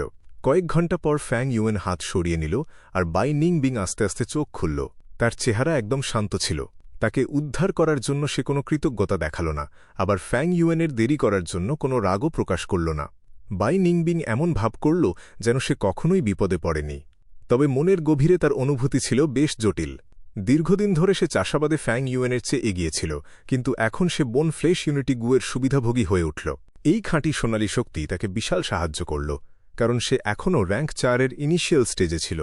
মনে মনে ভাবল, ফ্যাং ইউয়েনের সাথে একসঙ্গে চাষাবাদ করা খুব একটা খারাপ না, কিন্তু এই চিন্তা আসতেই সে তা নিমেষেই উড়িয়ে দিল। সে আস্তে আস্তে উঠে দাঁড়াল, আর ফ্যাং ইউয়েনের বিপদে মজা পাওয়ার সুরে ঠান্ডা গলায় বলল, তুমি কি সাম্প্রতিক গুজবের কথা শুনেছ? অনেকেই বলছে তুমি থ্রি কিংস ইনহেরিটেন্সের গোপন রহস্য জানো। তুমি আগে উঠতে জানতে না, কিন্তু থ্রি কিংস ইনহেরিটেন্স থেকে সেটা পেয়েছ। তোমার সাবধান হওয়া দরকার।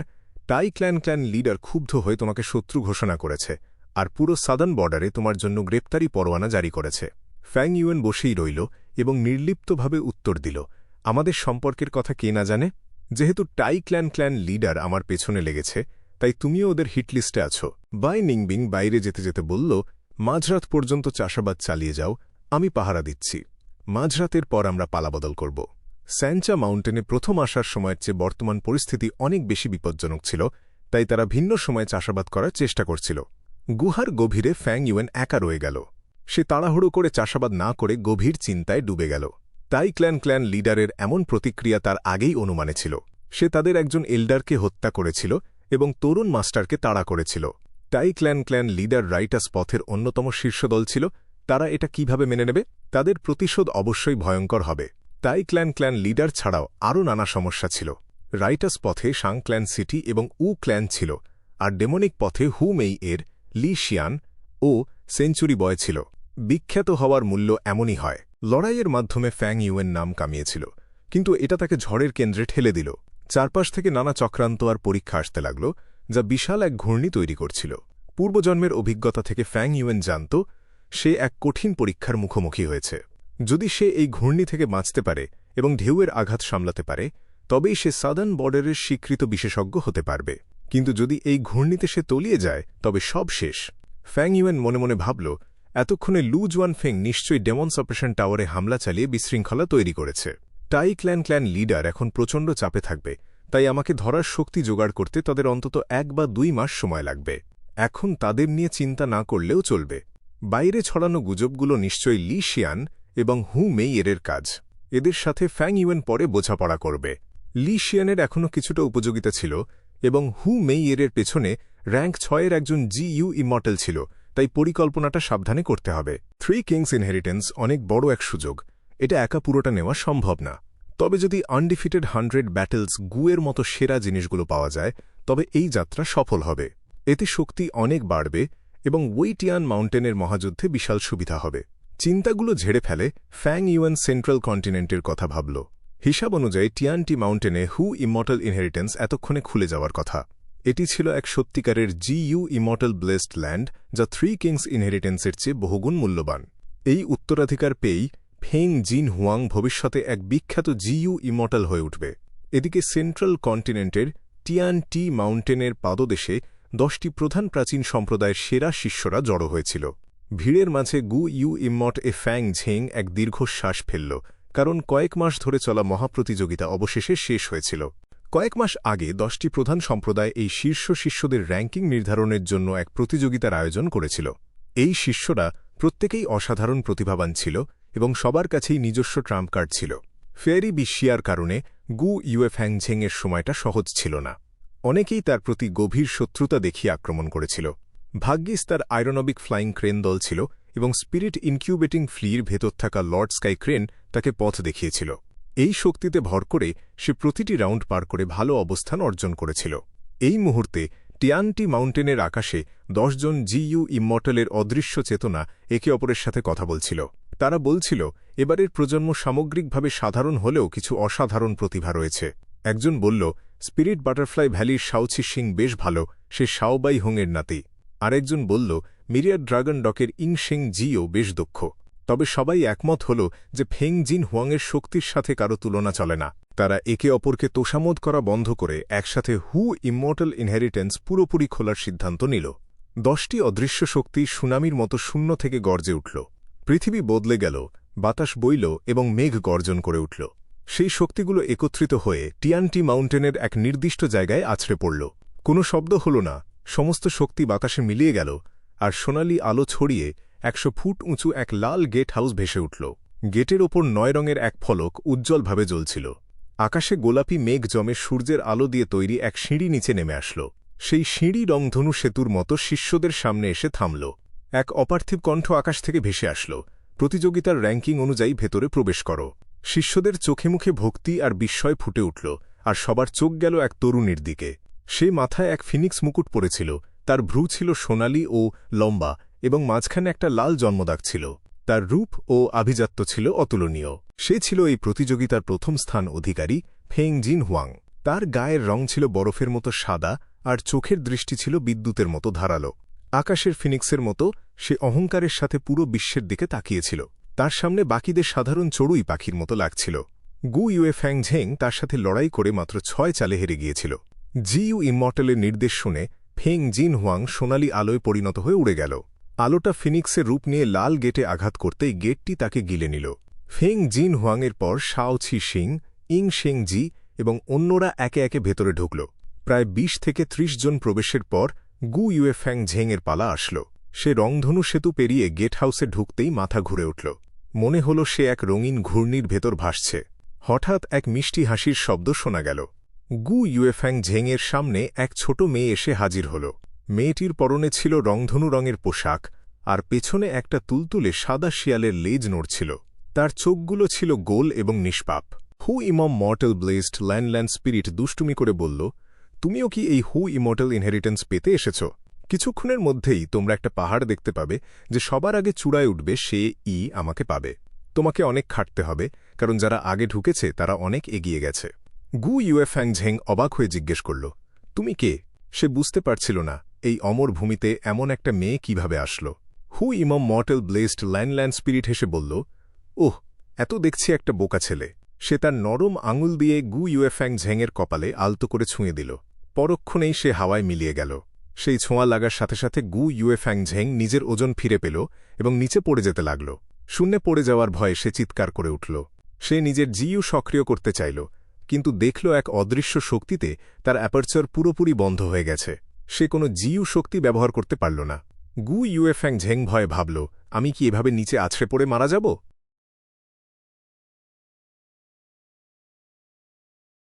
ধপাস করে একটা ভারী শব্দ হল, চারদিকে ধুলো উড়ে গেল।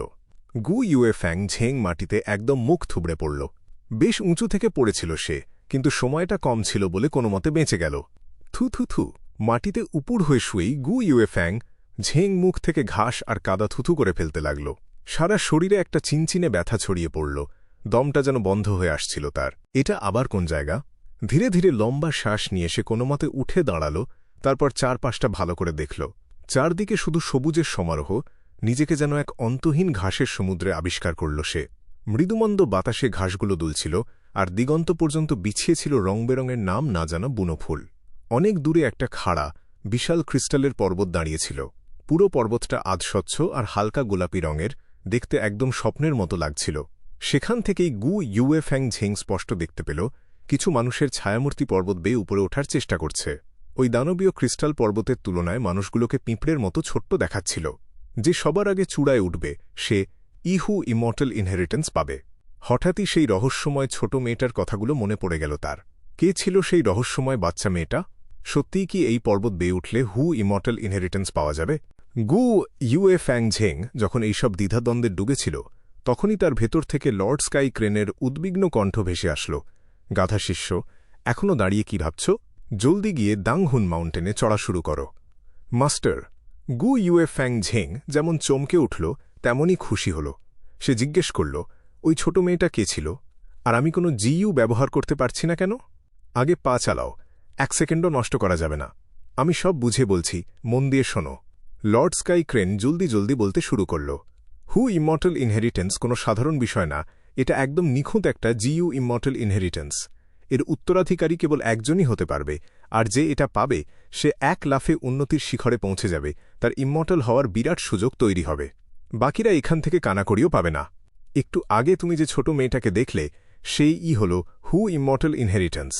তুমি যদি সবার আগে পর্বতের চূড়ায় পৌঁছাতে পারো, তবে তুমি তার মাস্টার হবে, আর জিইউ ইমর্টাল ইনহেরিটেন্স তোমার দখলে আসবে। গু ইউএ ফ্যাং ঝেং চোখ পর্বতের চূড়ার দিকে রেখে দৌড়াতে লাগল। সে সাদার্ন বর্ডারে বড় হয়েছে, সেখানে অসংখ্য পাহাড় পর্বত ছিল, তাই পাহাড় কাছে দেখালেও আসলে অনেক দূরে, এই সাধারণ নিয়মটা সে ভালো করেই জানত। মাস্টার, আমি এই ক্রিস্টাল পর্বত থেকে এখনও অনেক দূরে আছি, অথচ ওরা ইতিমধ্যে পাহাড়ে চড়তে শুরু করে দিয়েছে। দূরত্বের ব্যবধানটা বড্ড বেশি। তার ওপর আমি কোনো মুভমেন্ট জিইউ ব্যবহার করতে পারছি না। আমি কিভাবে জিতব? লর্ড স্কাই ক্রেন নাক ডেকে তাচ্ছিল্যের সুরে বলল, বোকা, এটা হু ইমর্টাল ব্লেসড ল্যান্ড, এই জায়গা অন্য যে কোনো জায়গার চেয়ে আলাদা। যদিও হু ইমর্টাল মারা গেছে, কিন্তু তার ইচ্ছা বা উইল এখনও এই জায়গায় বেঁচে আছে। হু ইমর্টালের ইচ্ছাই তোমার মুভমেন্ট জিইউ সিল করে দিয়েছে, তাই স্বাভাবিকভাবেই তুমি সেটা ব্যবহার করতে পারছ না। বাকিদের অবস্থাও এক, কেউ কোনো জিইউ ব্যবহার করতে পারছে না।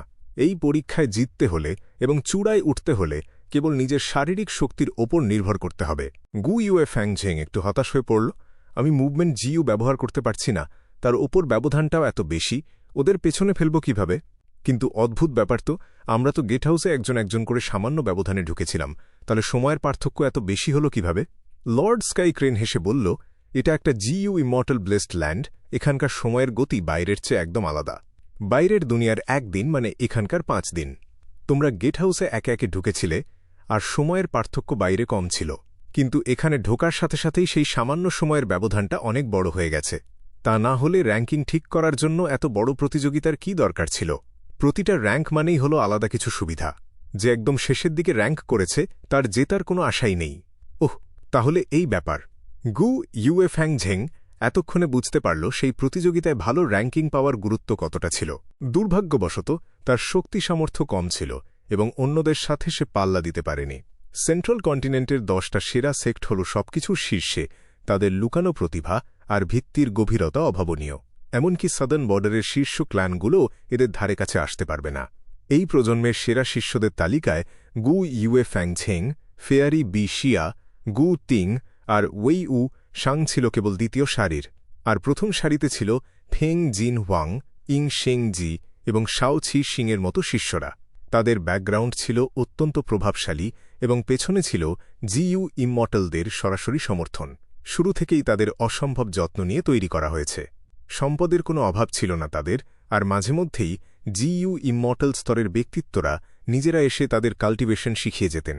তাদের তুলনায় গু ইউএফ্যাংঝেং ছিল পাড়াগাঁয়ের এক সাধারণ ছেলে।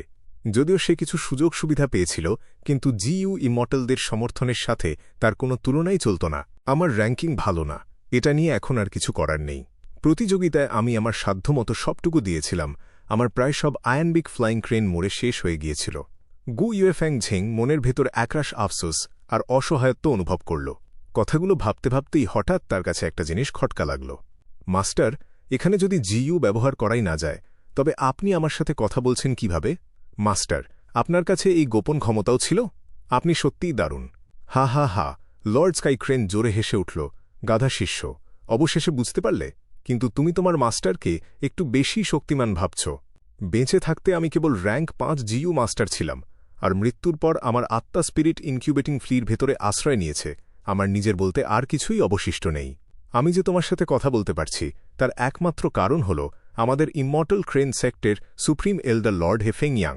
গু ইউএফ্যাংঝেং একটা কথা সবসময় মনে রাখবে, এই দুনিয়ায় একমাত্র একজন জিইউ ইমমর্টাল পারে আরেকজন জিইউ ইমমর্টাল এর মোকাবিলা করতে। সুপ্রিম এল্ডার হেফেংয়াং? গু ইউএফ্যাংঝেং বিস্ময়ে হতবাক হয়ে গেল। ইমমর্টাল ক্রেন সেক্টে বেশ কয়েকজন জিইউ ইমমর্টাল আছেন। তাদের একজন স্বয়ং হেফেংয়াং, আর তিনি নিজে এর সাথে জড়িত আছেন ভেবে সে তাজ্জব বনে গেল। লর্ড স্কাই ক্রেন গম্ভীর গলায় বলল, গু ইউএফ্যাংঝেং, হু ইমমর্টাল ইনহেরিটেন্স কোনো সাধারণ বিষয় না, এর একটা নিজস্ব ল্যান্ড স্পিরিট আছে।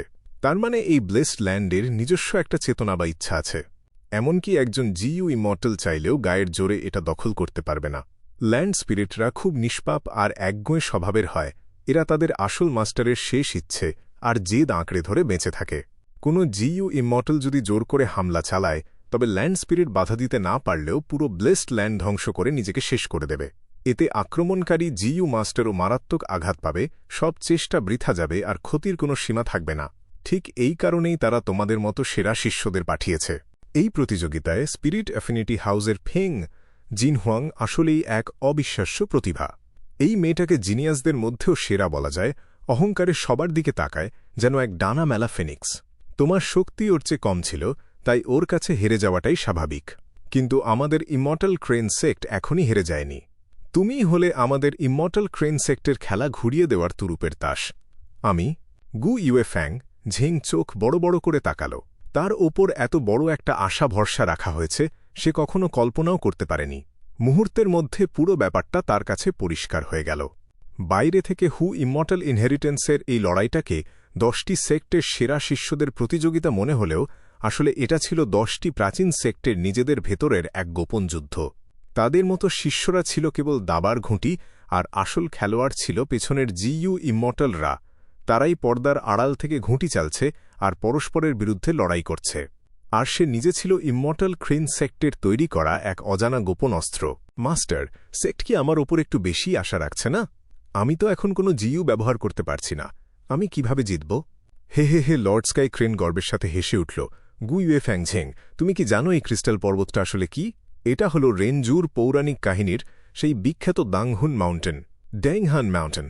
গু ইউএফ্যাংঝেং চমকে উঠে চিৎকার করে ফেলল। রেনজুর পৌরাণিক কাহিনী সারা দুনিয়ায় ছড়িয়েছিল, তাই এই বিখ্যাত দাংহুন মাউন্টেনের কথা গু ইউএফ্যাংঝেংয়ের অজানা ছিল না। লর্ড স্কাই ক্রেন বলতে লাগল, যে কোনো জীবন্ত প্রাণী দাংহুন মাউন্টেনের সীমানায় ঢুকলেই তার আত্মা কেঁপে উঠবে, এক মারাত্মক ধাক্কা খাবে। চূড়ার যত কাছে যাবে এই কম্পন আর ধাক্কার তীব্রতা তত বাড়বে। বেশিরভাগ প্রাণীর আত্মা খুব শক্তিশালী হয় না, তাই পাহাড়ের অর্ধেক পথ যেতে না যেতেই তাদের আত্মা টুকরো টুকরো হয়ে ছড়িয়ে ছিটিয়ে যায়।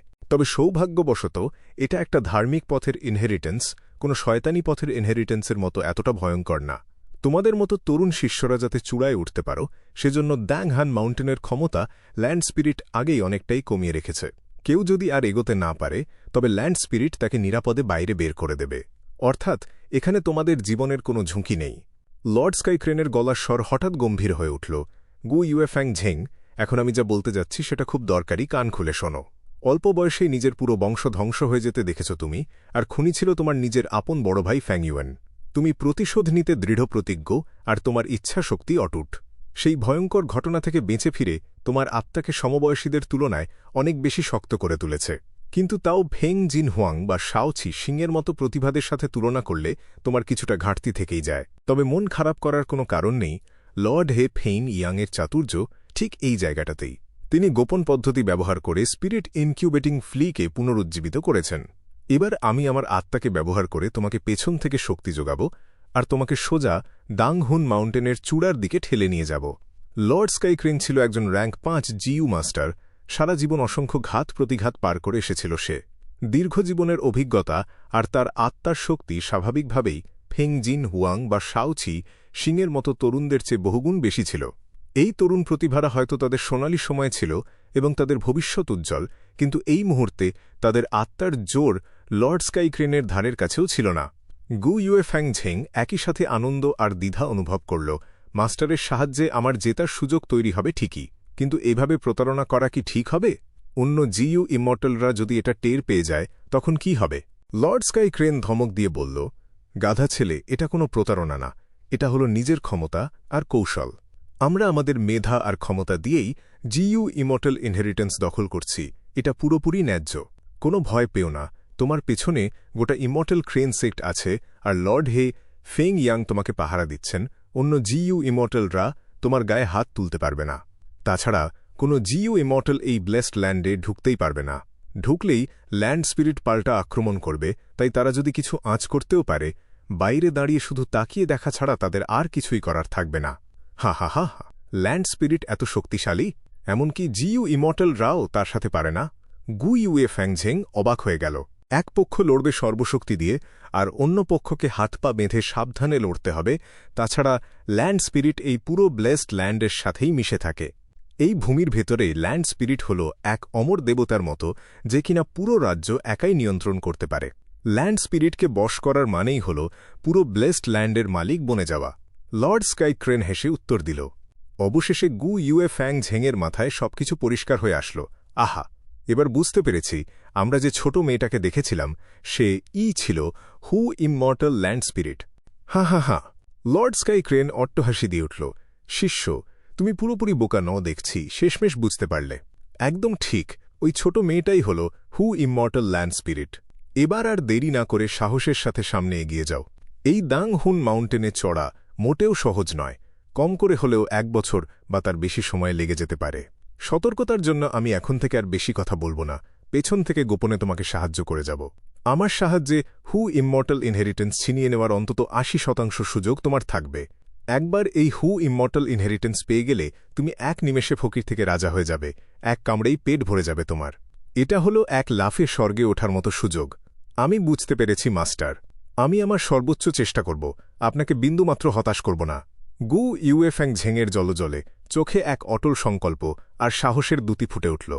যাও, পুরো ইমর্টাল ক্রেন সেক্ট এখন তোমার দিকে তাকিয়ে আছে। লর্ড স্কাইক্রেনের এই এক কথায় গু ইউএফ্যাং ঝেংয়ের রক্ত টকবক করে উঠল। ভিতর থেকে এক বাঁধ ভাঙা শক্তি অনুভব করল গু ইউএফ্যাং ঝেং।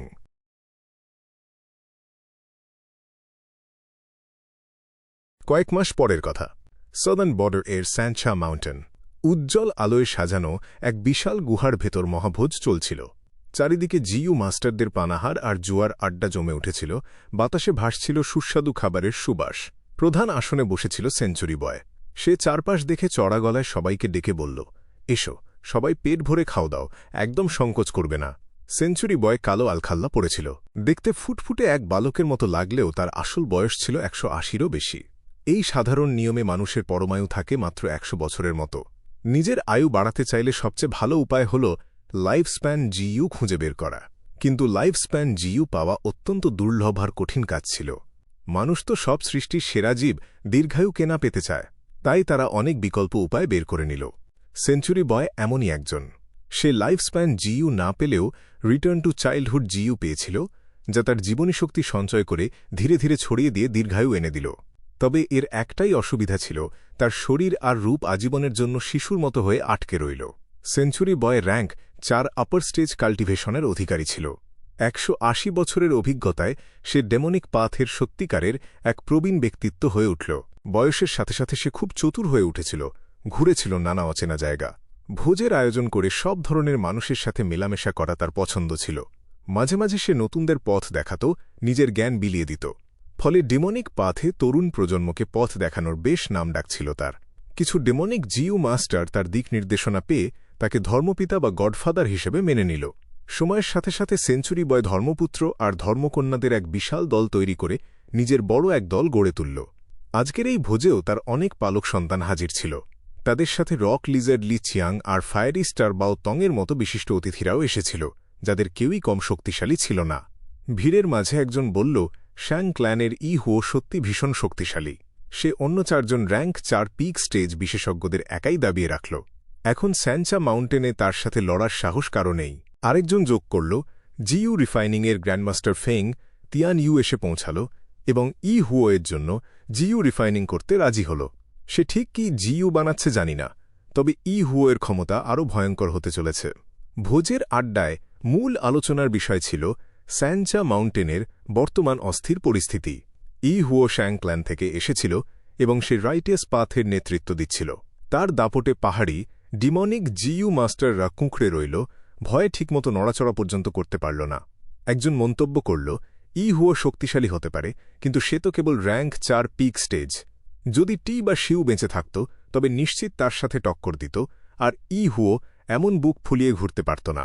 টি বা শিউয়ের নাম উঠতেই অবধারিতভাবে সবার মনে ফ্যাং ইউয়েনের ছায়া ভেসে উঠল। একজন ফিসফিস করে বলল, কয়েকদিন আগে লিটল বেস্ট কিং ইউ চ্যাংকে মেরে ফেলল।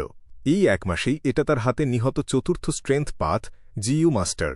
ইউ চ্যাং ছিল ইউ ক্ল্যান নামের এক ছোট মাঝারি গোত্রের স্ট্রেংথ পাথ জিইউ মাস্টার। টি বা শিউকে মারার পর থেকে ফ্যাং ইউয়েনের দাপট আকাশ ছুঁয়ে ফেলল। সে একের পর এক ঝামেলা পাকিয়ে ডেমনিক আর রাইটাস উভয় পথের জিইউ মাস্টারদের নির্বিচারে খতম করতে লাগল। তার এই নিষ্ঠুর ও নৃশংস খ্যাতি পুরো স্যানচা মাউন্টেন কাঁপিয়ে তুলল। সেঞ্চুরি বয়ের কান খাড়া হয়ে উঠল। লিটল বিস্ট কিং নামটা শুনেই তার মুখ কালো হয়ে গেল। ফ্যাং ইউয়েন তার পালিত কন্যা স্কাই টাইগার শুয়ে সানসিকে হত্যা করেছিল। সে তখন চিৎকার করে ফ্যাং ইউয়েনের ওপর প্রতিশোধ নেওয়ার কথা বলেছিল। কিন্তু ফ্যাং ইউয়েন যখন টি বা শিউকে মারল, সে তৎক্ষণাৎ গুটিয়ে গেল আর মুখেও তার নাম আনল না। হঠাৎ রক লিজার্ড লি চিয়াং গম্ভীর গলায় বলে উঠল, লিটল বিস্ট কিং শক্তিশালী হতে পারে, তবে সেটা স্রেফ 3 কিংস ইনহেরিটেন্সের দৌলতে। সে এই উত্তরাধিকারের বহু গোপন রহস্য জানে, তাই প্রতিবার ভেতরে গিয়ে আমাদের চেয়ে অনেক বেশি লাভ তুলে নেয়। লি শিয়ান, তুমি তো তার সাথে কারবার করেছ, তার ব্যাপারে তো তোমারই সবচেয়ে ভালো জানার কথা, তাই নয় কি? লি শিয়ান মাথা নেড়ে সায় দিল, একদম সত্যি কথা। এই কয়েক মাসে লিটল বিস্ট কিং 3 কিংস ইনহেরিটেন্সের বেশ কিছু গোপন তথ্য বহুবার বেচে দিল। তার দেওয়া তথ্যগুলো যাচাই করে একদম নির্ভুল পাওয়া গেল। যেমন কিংস ইন ইনহেরিটেন্সের শুরুর ধাপে হ্যারি মেনদের জিইউ রিফাইনিং প্রক্রিয়ায় বিঘ্ন ঘটানো যায়। আবার কিং কোয়ান ইনহেরিটেন্স নিয়েও তার চমৎকার কিছু অভিজ্ঞতা সে জানাল।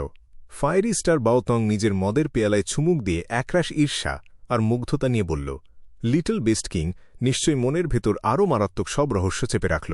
তার ভাগ্যের চাকা ঘুরে গেল, এই উত্তরাধিকারের ওপর ভর করে তার শক্তি শুধুই বাড়ছে।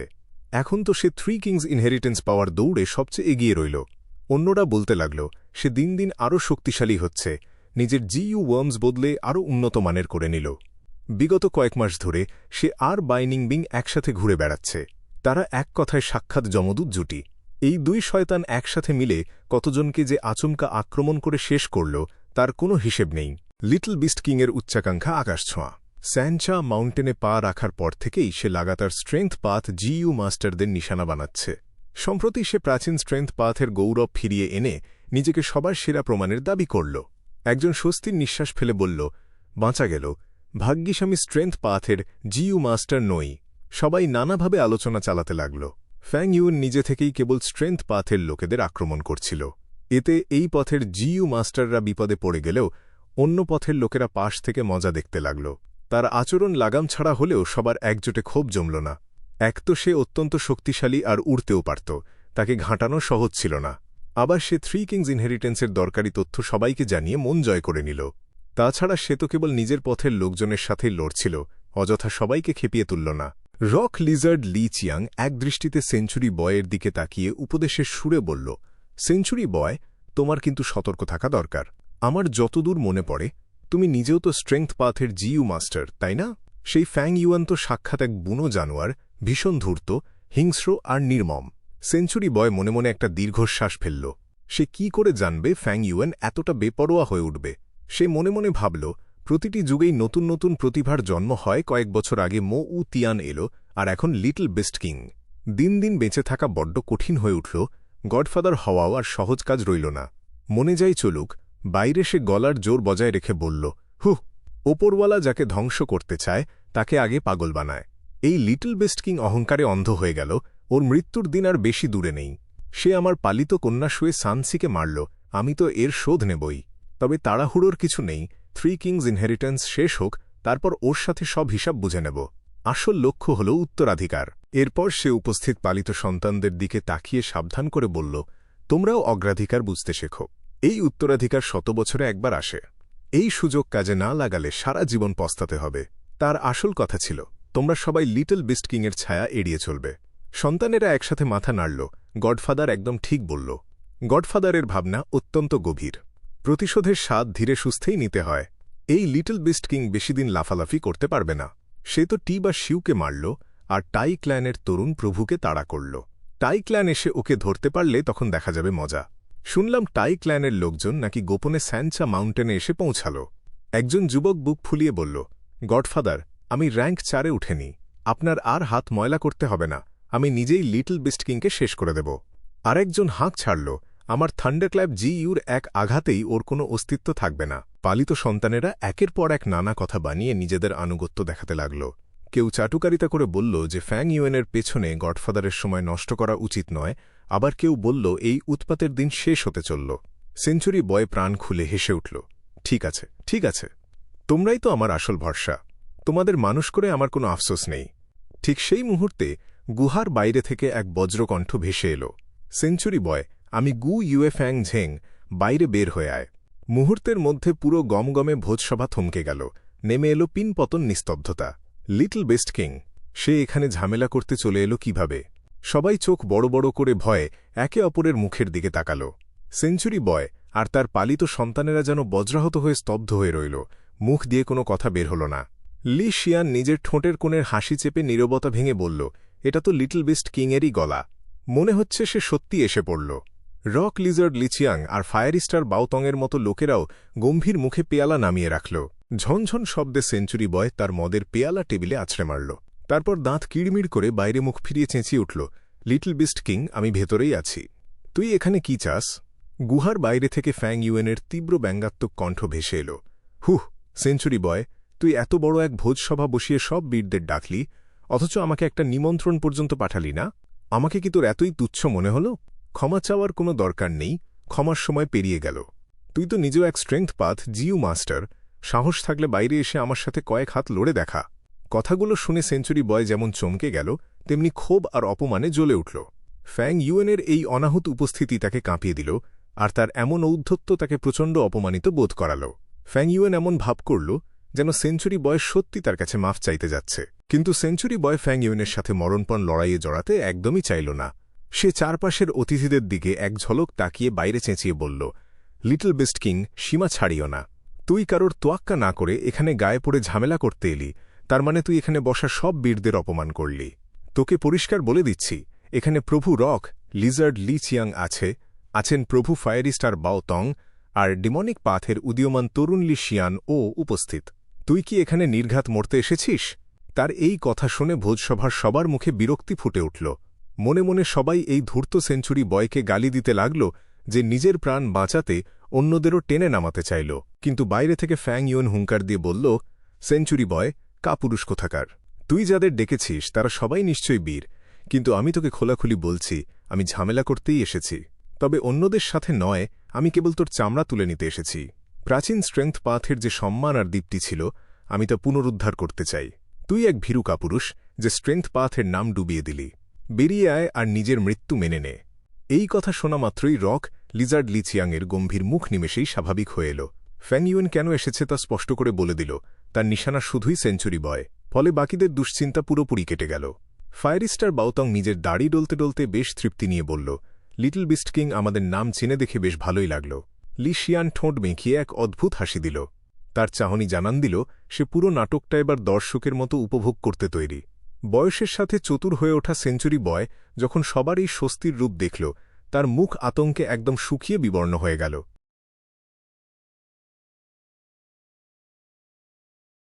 ফ্যাং ইউয়েন ওদিকে চিৎকার করে গালিগালাজ করছিল।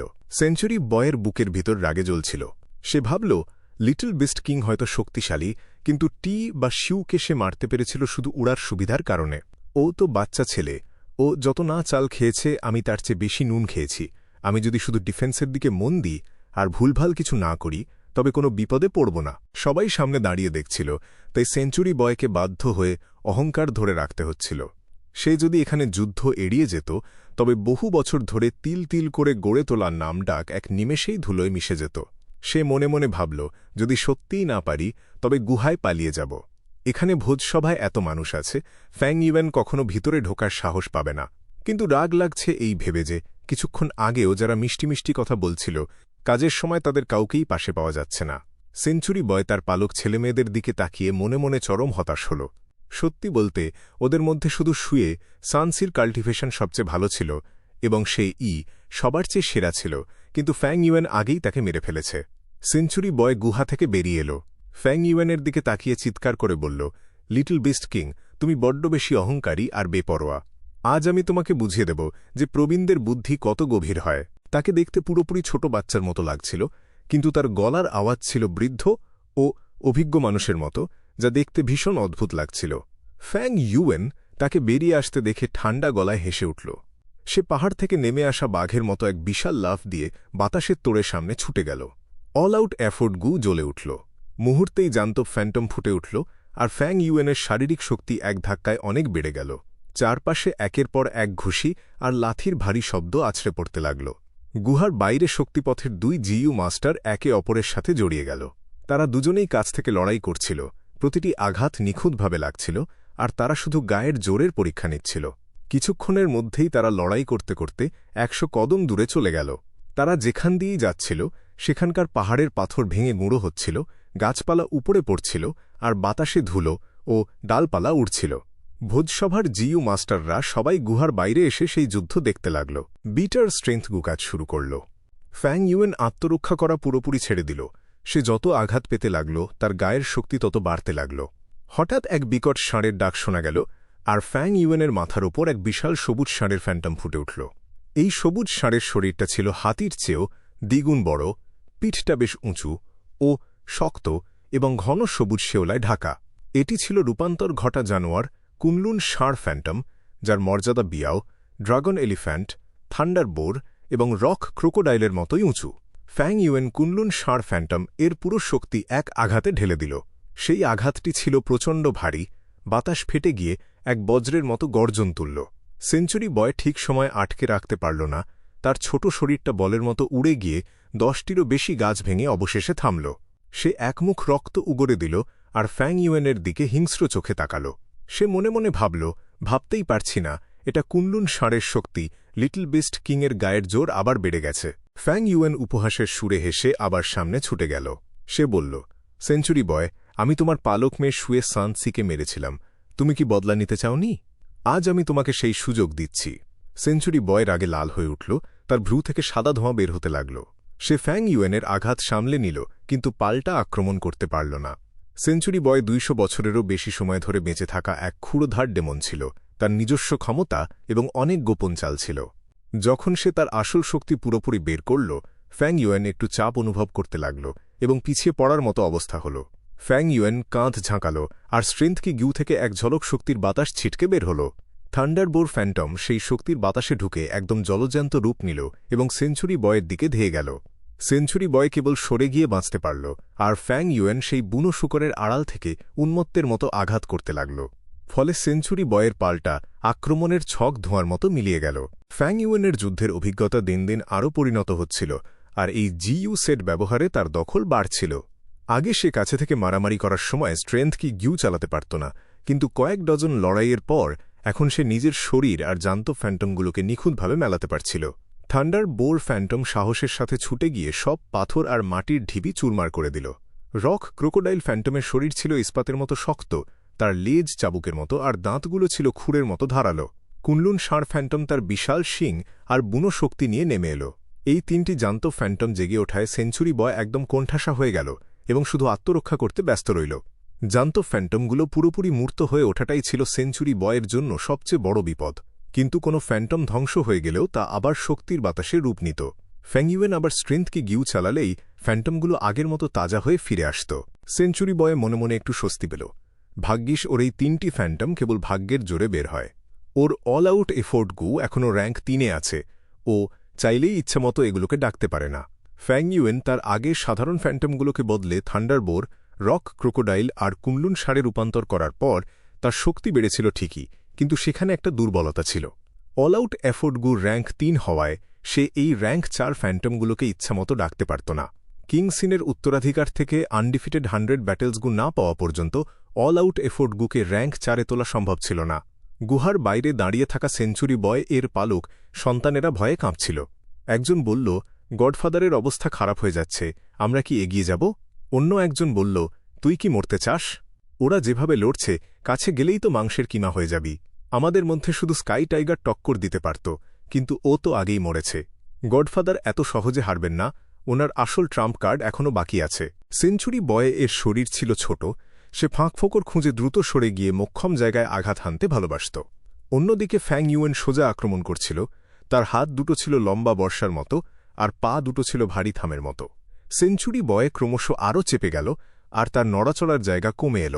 ফ্যাং ইউয়েন গত কয়েক মাসে এসেন্স আয়রন বোনসগু ব্যবহার করে নিজের হাড়ের শক্তি 2 থেকে 3 গুণ বাড়িয়ে নিয়েছিল।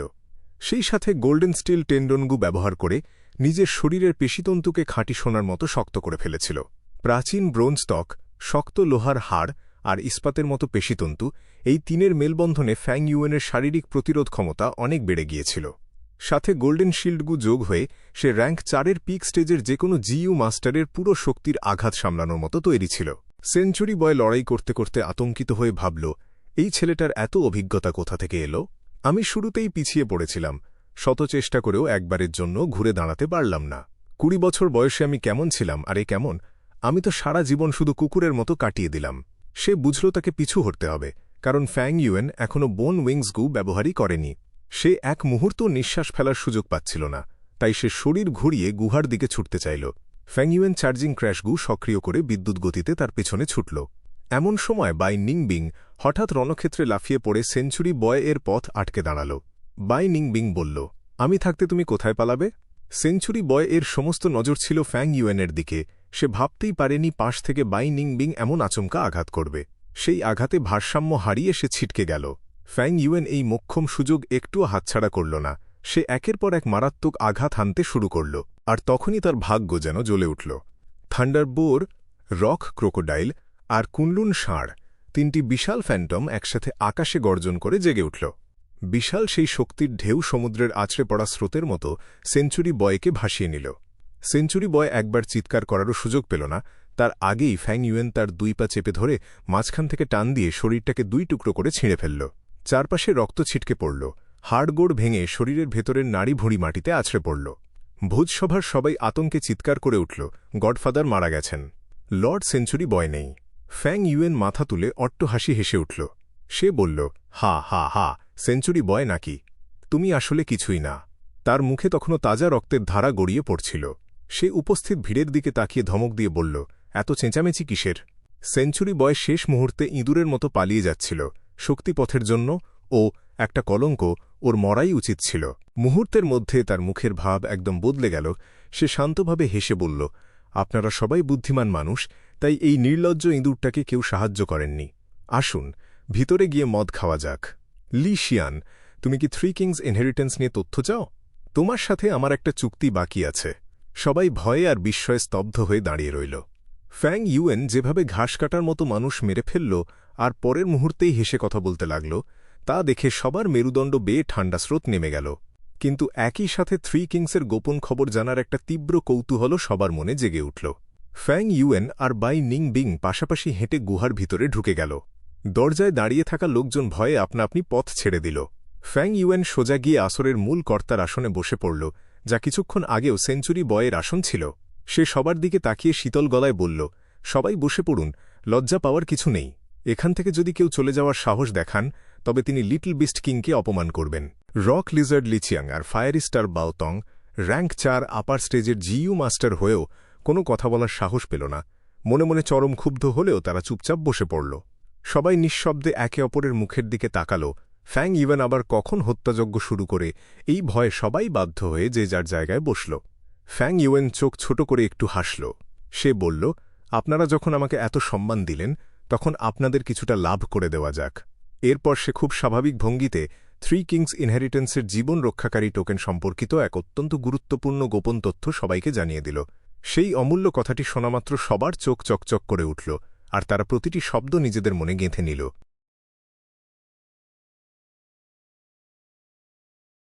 তাহলে থ্রি কিংস ইনহেরিটেন্সে পিছু হটার এমন একটা সুযোগ ছিল। টোকেনটা পেলে আমি কোনো বাধা ছাড়াই চলতে পারতাম, এত আগে ফিরতে হতো না, বাওতং আক্ষেপ করে বলল। লি ছিয়াং নিজে থেকেই মদের পেয়ালা তুলে ফ্যাং ইউয়েনের দিকে বাড়িয়ে দিল। সে বলল, লর্ড লিটল বিস্ট কিংয়ের কথা সত্যিই হাজার সোনার সমান মূল্যবান। স্ট্রেংথ পাথের আবর্জনা সেঞ্চুরি বয়কে খতম করার জন্য আপনাকে শুভেচ্ছা জানিয়ে আমি এই পেয়ালা তুলছি। মানুষ চলে গেলে চায়ের উষ্ণতা যেমন কমে যায়, এটাও ঠিক তেমনই। একটু আগেও লি ছিয়াং সেঞ্চুরি বয়ের সাথে কত ঘনিষ্ঠ হয়ে কথা বলছিল, অথচ এখন সেঞ্চুরি বয়ের জায়গায় ফ্যাং ইউয়েন আসতেই সে ভুল পাল্টে তাকে আবর্জনা বানিয়ে দিল। ফ্যাং ইউয়েন হাসল, কিন্তু মদের পেয়ালা তুলল না। সে সেঞ্চুরি বয়ের পালক ছেলেমেয়েদের দিকে তাকিয়ে বিরক্ত মুখে হাত নাড়ল। বলল, আজ সব নষ্টের মূলকে শেষ করেছি, আমার মেজাজও ভালো আছে। তাই তোমাদের একটা সুযোগ দিচ্ছি। যারা থাকতে চাও না, কেটে পড়ো, দূর হও, আমার চোখের সামনে ভিড় করবে না। সেঞ্চুরি বয় মারা যাওয়ায় ওই ছেলেমেয়েরা ভয়ে কাঁপছিল। ফ্যাং ইউয়েনের কথা শুনে তারা হতবাক হয়ে একে অপরের মুখের দিকে তাকাল। ফ্যাং ইউয়েন উদাসীন ভঙ্গিতে হেসে বলল, কি, তোমরা কি থেকে গিয়ে আমাকে মারার চেষ্টা করতে চাও? মুহূর্তের মধ্যে শোরগোল পড়ে গেল। অনেকেই গুহা ছেড়ে বেরিয়ে গেল, আর গুহাটা নিমেষেই অর্ধেক ফাঁকা হয়ে গেল। তবে সেঞ্চুরি বয়ের পালিত ছেলেমেয়েদের মধ্যে কয়েকজন তখনও থেকে গেল। একজন পালক ছেলে হঠাৎ হাঁটু গেড়ে বসে চোখের জল আর নাক ফেলে চিৎকার করে উঠল। সে বলল, লর্ড গু ইউয়ে ফ্যাং ঝেং, আপনি আমার ত্রাণকর্তা। ওই হারামজাদা সেঞ্চুরি বয় আমাকে জোর করে বাবা ডাকতে বাধ্য করেছিল। আপনার শক্তি দুনিয়া কাঁপায়, আপনি আমাকে বাঁচিয়েছেন। এক সুন্দরী পালিত মেয়ে মিষ্টি গলায় মিনতি করে বলল, লর্ড লিটল বিস্ট কিং, আপনার শক্তিতে আমার মন গলে গেছে। দয়া করে আমাকে থাকতে দিন, আমি আপনার সেবা করব। 70-এর কোঠার এক বুড়ো মাটিতে মাথা ঠুকে চিৎকার করে উঠল। সে বলল, আপনি আমাকে বিপদ থেকে উদ্ধার করেছেন, আপনার এই দয়া আমি কোনোদিন ভুলব না। আপনি আমাকে নতুন জীবন দিয়েছেন, দয়া করে আমাকে আপনাকে বাবা ডাকতে দিন। ফ্যাং ইউয়েনের সামনে একদল মানুষের হাঁটু গেড়ে বসার দৃশ্য তৈরি হল। দলের মাথা সেঞ্চুরি বয় মরতেই তাদের দল ভেঙে পড়েছিল। অনেকেই পালিয়ে গিয়েছিল, আর কয়েকজন নতুন আশ্রয়ের আশায় ফ্যাং ইউয়েনের পায়ে তেল মারতে লাগল। ফ্যাং ইউয়েন হা হা করে হেসে উঠল। সে বলল, তোমাদের কথাগুলো শুনতে বেশ মিষ্টি লাগছে, দারুণ। কথাটা শুনে পালিত ছেলেমেয়েদের মুখে স্বস্তির হাসি ফুটে উঠল। কিন্তু হঠাৎ করেই ফ্যাং ইউয়েনের হাসি মিলিয়ে গেল, আর তার চেহারা শক্ত হয়ে উঠল। সে গর্জে উঠল, একদল চামচা কোথাকার! খুন মানেই খুন, অপরাধ মানেই অপরাধ। এখানে মহান দয়ার কথা আসছে কেন? আমি এই ধরনের ভণ্ড প্রশংসা ঘৃণা করি। আমি মানুষ মারতে পছন্দ করি, অপরাধ করতে ভালোবাসি। শোনো, কথাটা কত পরিষ্কার আর খাঁটি। দূর হয়ে যাও এখান থেকে। বদলা নিতে চাইলে শক্তি জমা করো, আমি তোমাদের চ্যালেঞ্জের অপেক্ষায় থাকব। কথাটা শুনে সবাই স্তব্ধ আর আতঙ্কিত হয়ে পড়ল। ফ্যাং ইউয়েন নাক ডেকে শব্দ করল, আর তার মনের ইঙ্গিতে একটা পশু ছায়া ছুটে গিয়ে একজনকে সাথে সাথে ছিঁড়ে ফেলল। বাকিরা যেন হঠাৎ হুঁশ ফিরে পেল। ভয়ার্ত চিৎকারে গুহা কেঁপে উঠল, আর তারা পেচ্ছাপ করতে করতে গুহা থেকে প্রাণভয় পালিয়ে গেল। গুহায় থাকা বাকি জিইউ মাস্টারদের মুখ শুকিয়ে কালো হয়ে গেল। ফ্যাং ইউয়েন যেভাবে কথায় কথায় মানুষ মারছিল, তাতে সবাই এক অসহ্য চাপ অনুভব করছিল। সেঞ্চুরি বয় খারাপ ছিল ঠিকই, কিন্তু ফ্যাং ইউয়েনের তুলনায় সে অনেক বেশি সহনীয় ছিল। শুধু বাইনিং বিংয়ের মুখ ছিল শান্ত। সে ফ্যাং ইউয়েনের বাঁ পাশে বসে নীল চোখ আধবোজা করে বসে রইল। লি ছিয়াং তখনও মদের পেয়ালা ধরে দাঁড়িয়েছিল। সে লজ্জা ভুলে জোর করে হেসে বলল, লর্ড লিটল বিস্ট কিং, ঘাস কাটলে শিকড় শুদ্ধ তুলতে হয়। এদের ছেড়ে দিলেন, পরে যদি শক্তি বাড়িয়ে ফেলে? নিরাপদে থাকার জন্য এদের সবাইকে মেরে ফেলা ভালো। আপনি এদের চেহারা মনে না রাখলেও আমি রেখেছি। আপনার দেওয়া তথ্যের উপহার হিসেবে আমি এদের খুঁজে মেরে ফেলব। দরকার নেই, কোনো দরকার নেই। ফ্যাং ইউয়েন আরাম করে হেলান দিয়ে হালকা হাসল। এদের ছেড়ে দেওয়ার পেছনে তার নিজস্ব কারণ ছিল, যা কাউকে বলা যেত না। কিছুক্ষণ ভেবে ফ্যাং ইউয়েন বলল, ডেমনিক পাথে হাঁটার পর থেকে কাউকে চটাতে আমি কখনো ভয় পাইনি। আমি যতদিন শক্তিশালী হচ্ছি, প্রতিশোধ নিয়ে আমার কিসের ভয়? 10 জন বদলা নিতে এলে 10 জনকে মারব, 100 জন এলে 100 জনকে মারব। পুরো দুনিয়া বদলা নিতে এলে পুরো দুনিয়াকে ধ্বংস করে দেব। কেউ যদি আমার ওপর বদলা নিতে সফল হয়, তার মানে আমি যথেষ্ট শক্তিশালী হতে পারিনি, ঠিকমতো চেষ্টা করিনি, আর সাধনায় ফাঁকি দিয়েছিলাম। তখন আমার মরে যাওয়াই উচিত। এই কথাগুলো বলার সময় ফ্যাং ইউয়েনের চোখে একটা ভয়ঙ্কর আলো জ্বলে উঠল। সে যখন চারপাশে তাকাল, তখন সে যেন এক হিংস্র নরখাদক পশুর মতো লাগছিল, যার চোখের দিকে কেউ তাকাতে পারল না। সবাই মনে মনে কেঁপে উঠল। ফ্যাং ইউয়েন অন্যদের প্রতি যতটা নির্দয়, নিজের প্রতি তার চেয়েও বেশি নির্দয়। তার মনের মধ্যে কোনো ভয় নেই, নিজের জীবন মৃত্যুরও কোনো তোয়াক্কা নেই। সে পুরো পাগল, তাকে শত্রু বানানো মানে সাক্ষাৎ দুঃস্বপ্ন। ফ্যাং ইউয়েন সবাইকে ভয় পাইয়ে দিয়ে আর বাড়াবাড়ি করল না। সে মৃদু হেসে বলল, চলুন পান করা যাক। সবাই কাঁপতে কাঁপতে পেয়ালা তুলল। তাদের মনে হচ্ছিল তারা যেন কোনো নরখাদক বাঘের পাশে বসে আছে। অমৃতের মতো মদও তখন পানসে লাগছিল। এর পরপরই ফ্যাং ইউয়েন আবার 3 কিংস ইনহেরিটেন্স নিয়ে কথা বলতে শুরু করল এবং অনেক গোপন তথ্য ফাঁস করল। সবাই মুগ্ধ হয়ে শুনল, উত্তেজনায় তাদের শ্বাস ভারী হয়ে উঠল। শুধু লি শিয়ান চিন্তিত মুখে ভাবল, লিটল বিস্ট কিং কি চাল চালছে? এত মূল্যবান গোপন কথা সে এভাবে ফাঁস করে দিচ্ছে কেন? তার উদ্দেশ্য কি? মদের আসর 2 ঘণ্টারও বেশি সময় চলল। ফ্যাং ইউয়েন সেঞ্চুরি বয়কে মেরে তার গুহা আর এই আসর দখল করে নিয়েছিল। সবাই মূল্যবান খবর পেয়ে মনে করল তাদের আশাটা সার্থক হয়েছে। গুহা থেকে বের হয়ে যাওয়ার সময়ও তাদের মন ভরল না। তারা গুহার মুখে দাঁড়িয়ে আরও কথা শোনার লোভ সামলাতে পারছিল না। আর আসরের আসল মালিক সেঞ্চুরি বয়ের ক্ষতবিক্ষত লাশ তখনও মাটিতে পড়েছিল। তার রক্ত মাটিতে শুকিয়ে গিয়েছিল। চাঁদের আলোয় তার সাদা হাড়গুলো চকচক করছিল। সবাই হাসতে হাসতে লাশটা মারিয়ে চলে গেল। কেউ একবারের জন্য সেদিকে ফিরে তাকাল না। ডেমনিক পাথে হেরে যাওয়াদের ভাগ্য এমনই হয়। হেরে যাওয়া মানুষ সবসময়ই ভুল। এই সত্যিটা সব ডেমনিক জিইউ মাস্টাররাই কমবেশি জানত। বাইরে তখন ঝিরিঝিরি বৃষ্টি পড়ছিল। মেঘলা আকাশে ঠান্ডা হাওয়া বইছিল। বৃষ্টির ফোঁটাগুলো পড়ছিল একটা অল্পবয়সী মেয়ের চুল আর কাঁধের ওপর। টাই ক্ল্যান লিডারের 4 প্রবীণের প্রধান টি শুয়ান ঝি মেয়েটির পেছনে দাঁড়িয়ে সান্ত্বনা দিয়ে বলল, ইয়ং মাস্টার টাই রুও নান মৃতরা তো আর ফিরে আসবে না। মন শক্ত করো। কিন্তু টাই রুও নান কোনো কথা বলল না। তার চোখের তারাগুলো যা আগে তারার মতো জ্বলত, তা এখন একেবারে নিষ্প্রাণ আর ফাঁকা হয়ে গেছে। টাই রুও নান পাথরের তৈরি সমাধিগুলোর দিকে শূন্য দৃষ্টিতে তাকিয়ে রইল। পাহাড়ের পাথর কেটে এই স্মৃতিস্তম্ভগুলো বানানো হয়েছিল, আর তার উপর নাম খোদাই করা ছিল, টি মু, টাই দাও কু, টি শিয়ান হুয়া, টি আও কাই, টি বা শিউ। এই নামগুলো টাই রুও নান এর হৃদয়ের সবচেয়ে উজ্জ্বল স্মৃতির সাথে জড়িয়েছিল। অথচ কাঁধে কাঁধ মিলিয়ে লড়াই করা এই সঙ্গীরা আজ মাটির নিচে ঠান্ডা লাশ হয়ে শুয়ে আছে। তার বুকের মতোই তাদের শরীর থেকেও সমস্ত উষ্ণতা মুছে গেছে। টাই রুও নান অপরাধবোধে ডুবে গিয়ে মনে মনে বলল, আমার জন্যই তোমরা মারা গেলে, আমি দলের নেতার দায়িত্ব পালন করতে পারিনি। তোমরা সবাই চলে গেলে আর আমি একা বেঁচে রইলাম। আমি একটা কাপুরুষ। বাবা, আমি তোমার নাম ডুবিয়েছি। বাবার মৃত্যুর পর অনেক কষ্ট করে সে নিজেকে তৈরি করেছিল, আর রাইটেস পাথের উদীয়মান তারার মতো সবার ভালোবাসা পেয়েছিল। কিন্তু কয়েক মাস আগের এক যুদ্ধে ফ্যাং ইউয়েন সেই তারাকে টেনে পাতালে ফেলে দিল, আর সে যেন ভেঙে চুরমার হয়ে যাওয়া এক উল্কাপিণ্ডে পরিণত হল। টি শুয়ান ঝি মেয়েটির রোগা শরীরের দিকে তাকিয়ে দীর্ঘশ্বাস ফেলল। ঠিক সেই মুহূর্তে পেছন থেকে এক গম্ভীর বয়স্ক কণ্ঠ ভেসে এল, কয়েক মাস কেটে গেল, রুও নান এখনও এই অবস্থায় পড়ে আছে? টি শুয়ান ঝি ভয় চমকে উঠল। এত কাছে কেউ চলে এলো, অথচ সে টের পেল না। তার গায়ের লোম দাঁড়িয়ে গেল, আর সে ঘুরে দাঁড়িয়ে আঘাত করতে গেল। কিন্তু একটা শীর্ণ হাত আলতো করে তার কাঁধে ছুঁয়ে গেল, আর সাথে সাথেই একটা শান্ত কণ্ঠ শোনা গেল, শুয়ান ঝি, শান্ত হও। টি শুয়ান ঝি এর পুরো শরীর জমে কাঠ হয়ে গেল। তার অ্যাপারচারের ভেতর উথাল পাথাল করা প্রাইমিভাল এসেন্স যেন কোনো অদৃশ্য পাহাড়ের চাপে নিথর হয়ে গেল। র্যাঙ্ক 4 আপার স্টেজের মতো একজন বিশেষজ্ঞ জিইউ মাস্টার এক চুলও নড়তে পারল না, যেন সে কোনো রেজিনের ভেতরে আটকে যাওয়া পোকা। কিন্তু লোকটির চেহারা দেখেই টি শুয়ান ঝি এর আতঙ্ক মুহূর্তে আনন্দে বদলে গেল। সে মুখ দিয়ে বলে উঠল, ওল্ড ক্ল্যান লিডার। সামনে দাঁড়িয়ে থাকা এই বৃদ্ধ মানুষটি আর কেউ নয়, তিনি হলেন টাই ক্ল্যান লিডারের আগের প্রজন্মের নেতা টি মু বাই। টি মু বাই হাত নেড়ে হেসে বলল, আমি তো আগেই নেতার পদ ছেড়ে দিয়েছি। এখন আমি কোনো এল্ডারও নই, শুয়ান ঝি। তুমি আমাকে শুধু মু বাই বলেই ডাকতে পারো। টি শুয়ান ঝি মাথা ঝুঁকিয়ে গভীর শ্রদ্ধার সাথে বলল, অসম্ভব, আমি কেমন করে আপনার নাম ধরে ডাকব? নাম তো শুধু একটা নামই, টি মু বাই নামটা ডাকার জন্যই রাখা হয়েছিল। এতে কোনো দোষ নেই, বৃদ্ধ মানুষটি শান্তভাবে বলল। তার চোখে দুনিয়ার বহু চড়াই উতরাইয়ের অভিজ্ঞতা স্পষ্ট ফুটে উঠেছিল। সে নাম যশের ঊর্ধ্বে উঠে গেছে। টি মু বাই পা বাড়িয়ে টাই রুও নানের সমাধির দিকে এগিয়ে গেল। সে সমাধিগুলোর সামনে গিয়ে পাথরের ওপর হাত রাখল। তারপর একটা দীর্ঘশ্বাস ফেলে বলল, আমাদের টাই ক্ল্যানের মানুষ যেখানে মারা যায় সেখানেই তাদের কবর দেওয়া হয়। ক্ল্যান তৈরি হওয়ার পর থেকেই এই নিয়ম চলে আসছে। তুমি কি জানো কেন? টাই রুও নান পাথরের মতো মাটিতে হাঁটু গেড়ে বসে রইল, যেন সে কিছুই শুনতে পায়নি। টি মু বাই বলতে লাগল, কারণ আমাদের টাই ক্ল্যানের কাছে যুদ্ধক্ষেত্রে মরে যাওয়াই হল সবচেয়ে বড় সম্মান।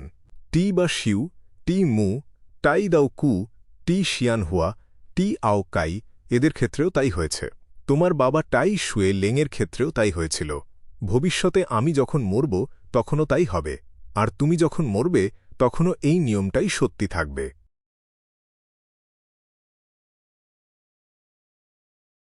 টাই রুও নান এর চোখের পাতা কেঁপে উঠল। সে আস্তে আস্তে মাথা তুলে এই অচেনা অথচ খুব পরিচিত বৃদ্ধ মানুষটার দিকে তাকাল। বৃদ্ধ মানুষটা বলতে লাগল, আমাদের টাই ক্ল্যান প্রতিষ্ঠার পর থেকেই সাহস, অটল সংকল্প আর কঠোর ন্যায়ের জন্য বিশ্বজুড়ে পরিচিত। যুগের পর যুগ ধরে টাই ক্ল্যানের সদস্যরা ন্যায় বিচার রক্ষা করেছে আর অপরাধীদের শাস্তি দিয়েছে। এই পথে অগণিত মানুষ রক্ত ঝরিয়েছে আর নিজেদের জীবন উৎসর্গ করেছে। এখানে যেসব তরুণ মারা গেল তারা প্রথমও না আবার শেষও না। তুমি কি বুঝতে পেরেছ? টাই রুও নান মুখ একটু খুলল কিছু বলার জন্য, কিন্তু কোনো কথাই বের হল না। বৃদ্ধ মানুষটা আবার বলল, আমি আনন্দিত কারণ এই মানুষগুলো বৃথা মারা যায়নি, কিন্তু আমি হতাশ কারণ তুমি বেঁচে থেকেও কোনো কাজে আসছ না। টাই রুও নান, তুমি কি জানো সেই অপরাধী এখনো বাইরে ঘুরে বেড়াচ্ছে, নিজের অপরাধের সাজা না পেয়ে এখনো মানুষের ক্ষতি করছে? সেই ছোট পশু রাজাগু ইউয়ে ফ্যাং ঝেং। টি মু বাই এখানে থামল। তারপর সে ঘুরে টাই রুও নানের দিকে তাকিয়ে শান্ত গলায় জিজ্ঞেস করল, তুমি কি ন্যায় বিচার প্রতিষ্ঠা করতে চাও? টাই রুও নান বৃদ্ধ মানুষটার দিকে তাকিয়ে অবশেষে তার পরিচয় চিনতে পারল। টি মু বাই, র্যাঙ্ক 5 পিক স্টেজ। সে টাই ক্ল্যানের আগের প্রজন্মের ক্ল্যান লিডার, যে একসময় সাদার্ন বর্ডার জুড়ে দাপটের সাথে ঘুরে বেড়াত আর পুরো অঞ্চল শাসন করত। তার সময়ে টাই ক্ল্যান ছিল লোহার বালতির মতো শক্ত, যা উ ক্ল্যান, সাং ক্ল্যান সিটি আর অন্য সব বড় ক্ল্যানগুলোকে চেপে রেখেছিল। সে ছিল রাইটার্স পাথের শীর্ষ নেতাদের একজন, যার ভয়ে ডেমনিক পাথ কাঁপত। টাই রুও নান এর নিথর চোখে হঠাৎ একটা স্ফুলিং জ্বলে উঠল। সে তার ভাঙা গলায় একটা শব্দ উচ্চারণ করল, হ্যাঁ। বৃদ্ধ মানুষটা মাথা নাড়ল। তার দৃষ্টি ছিল কোমল আর কণ্ঠস্বর আগের মতোই শান্ত। সে বলল, বেশ, এখন থেকে আমি তোমাকে মেটাল পাথ শেখাব, যে জিইউ পাথ ব্যবহার করে আমাদের টাই ক্ল্যানের জিইউ মাস্টাররা সাদার্ন বর্ডারের শীর্ষে দাঁড়িয়ে থাকে। 8 দিন পর 3 কিংস ইনহেরিটেন্স আবার খুলে গেল। লাল, হলুদ আর নীল রঙের 3টা বিশাল আলোর স্তম্ভ মেঘ ভেদ করে আকাশে উঠল, যা 1000 মাইল দূর থেকেও দেখা যাচ্ছিল।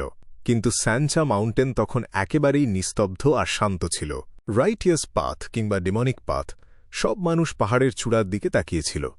সেখানে কাঁচাপাকা চুল আর মুখভর্তি বলিরেখাওয়ালা একজন সাধারণ চেহারার বৃদ্ধ শান্তভাবে হাত দুটো পেছনে রেখে দাঁড়িয়েছিল।